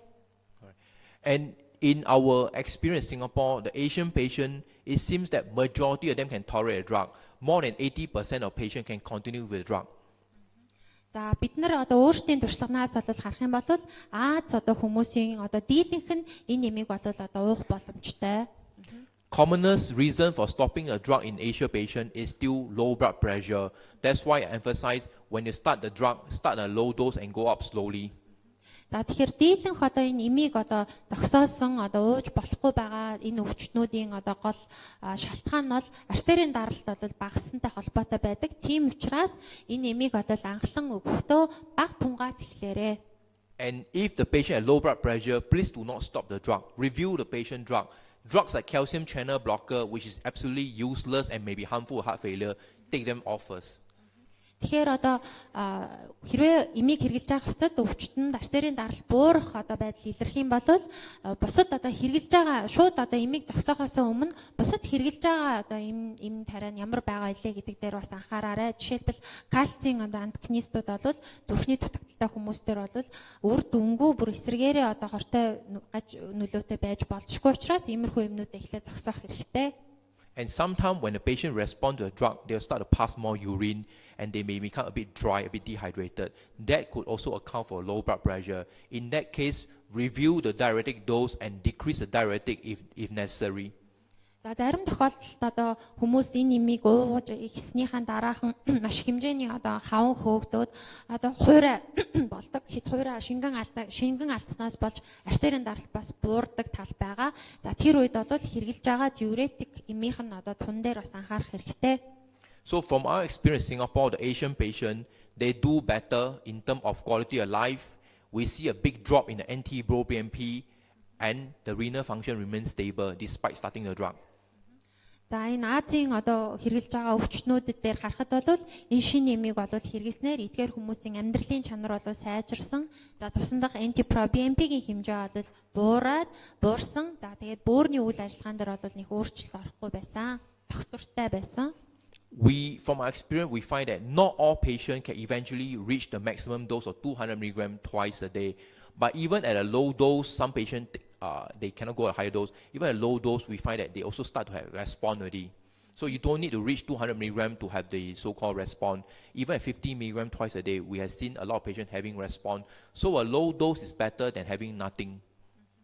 Тэгэхээр бид өөрсдийнхөө одоо туршлагаас бол харах юм бол одоо дийлэнх хүмүүс бас яг таргет буюу нөгөө хансан тундаа бол хүрч чадахгүй 200 мг өдрийн 2 одоо хэмжээндээ бол хүрч чадахгүй байгаа. Тэгсэн хэдий боловч за 50 мг-аар ууж байгаа хүмүүс ч гэсэн айгүй сайн одоо үр дүн харагдаж байгаа. Тийм учраас өгөхгүй байснаас бол бага тунгаарч хамаагүй энэ хүмүүстэй одоо энэ нэмийг санал болгох хэрэгтэй. So to sum up, I think we have to so-called define what is standard medical therapy. In the past, if a patient has tried ACE inhibitor and beta blocker and they don't respond, yes, we may go on to do devices. Nowadays, I think before we jump and put in expensive devices, have they really tried ARNI first? So I would say if they try ARNI and they still don't do well, then I would advise them do devices. So I think the definition of standard medical therapy has to change. Тэгэхээр одоо сүүлд нь дөвөнж хэлэхэд бол яг стандарт эмийн эмчилгээ гэж юу вэ? Тэ? Стандарт эмийн эмчилгээ гэж юу вэ? Урд нь бол бид нар АЦ ингибитор бета блокаторыг өгөөд үр дүнгүй байх юм бол дараагийн одоо төхөөрөмжийн эмчилгээнүүдийг санал болгодог байсан бол одоо бид нар энэ үнэн өртөг өндөртэй төхөөрөмжүүдийнхээс өмнө эдгээр хүмүүст бол энэ ARNI гэсэн шинэ төрлийн эмийг бол санал болгож болох нэ. And start early when they are in early class 2 or early class 3. Do not wait till they are very sick, they are in a late stage class 3 or stage 4, then you start the drug. Because you start early, easier to use, they got a higher blood pressure, they respond better. At a later stage, when the blood pressure a lot of times is very low, it's very hard to start the drug.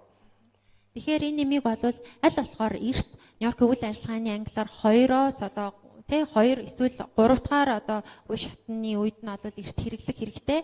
За маш одоо биеийн байдал хүндэрсэн үед бол тэр тухайн үед бол илүү одоо эмийн үр дүн болов сайтай байх болно. Артерийн даралт гэсэн тийм бага биш байх болно. Биеийн байдал маш хүнд үед бол хэрэглэхэд бол тухайн үед одоо артерийн даралт бол багассан их докторгүй үед одоо эм бас хэрэглэхэд их хүндрэлтэй байна. In the very, very sick class for the advanced heart failure, like the case study I show you, we still can start the drug, but I will advise do it in the inpatient setting where there's more monitoring. Бидний одоо саяны танилцуулсан шиг маш юм хүнд одоо байдалтай байгаа энэ өвчтнүүдэд бол хэрэглэхдээ бас хэрэглэж болно. Гэхдээ хэрэглэхдээ бол эмнэлэгт байх үед нь бол хэрэглэж эхлүүл аюулгүй. All right, with that I end my talk and maybe I can take a couple of questions.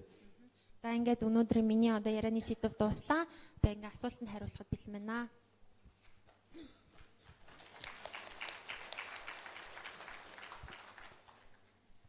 Assault байна уу? За байхгүй юм шиг байна. Тэгэхээр thank you very much for your nice presentation. Хоолны цаг юм шиг байна. Ингээд тэр завсарлаа.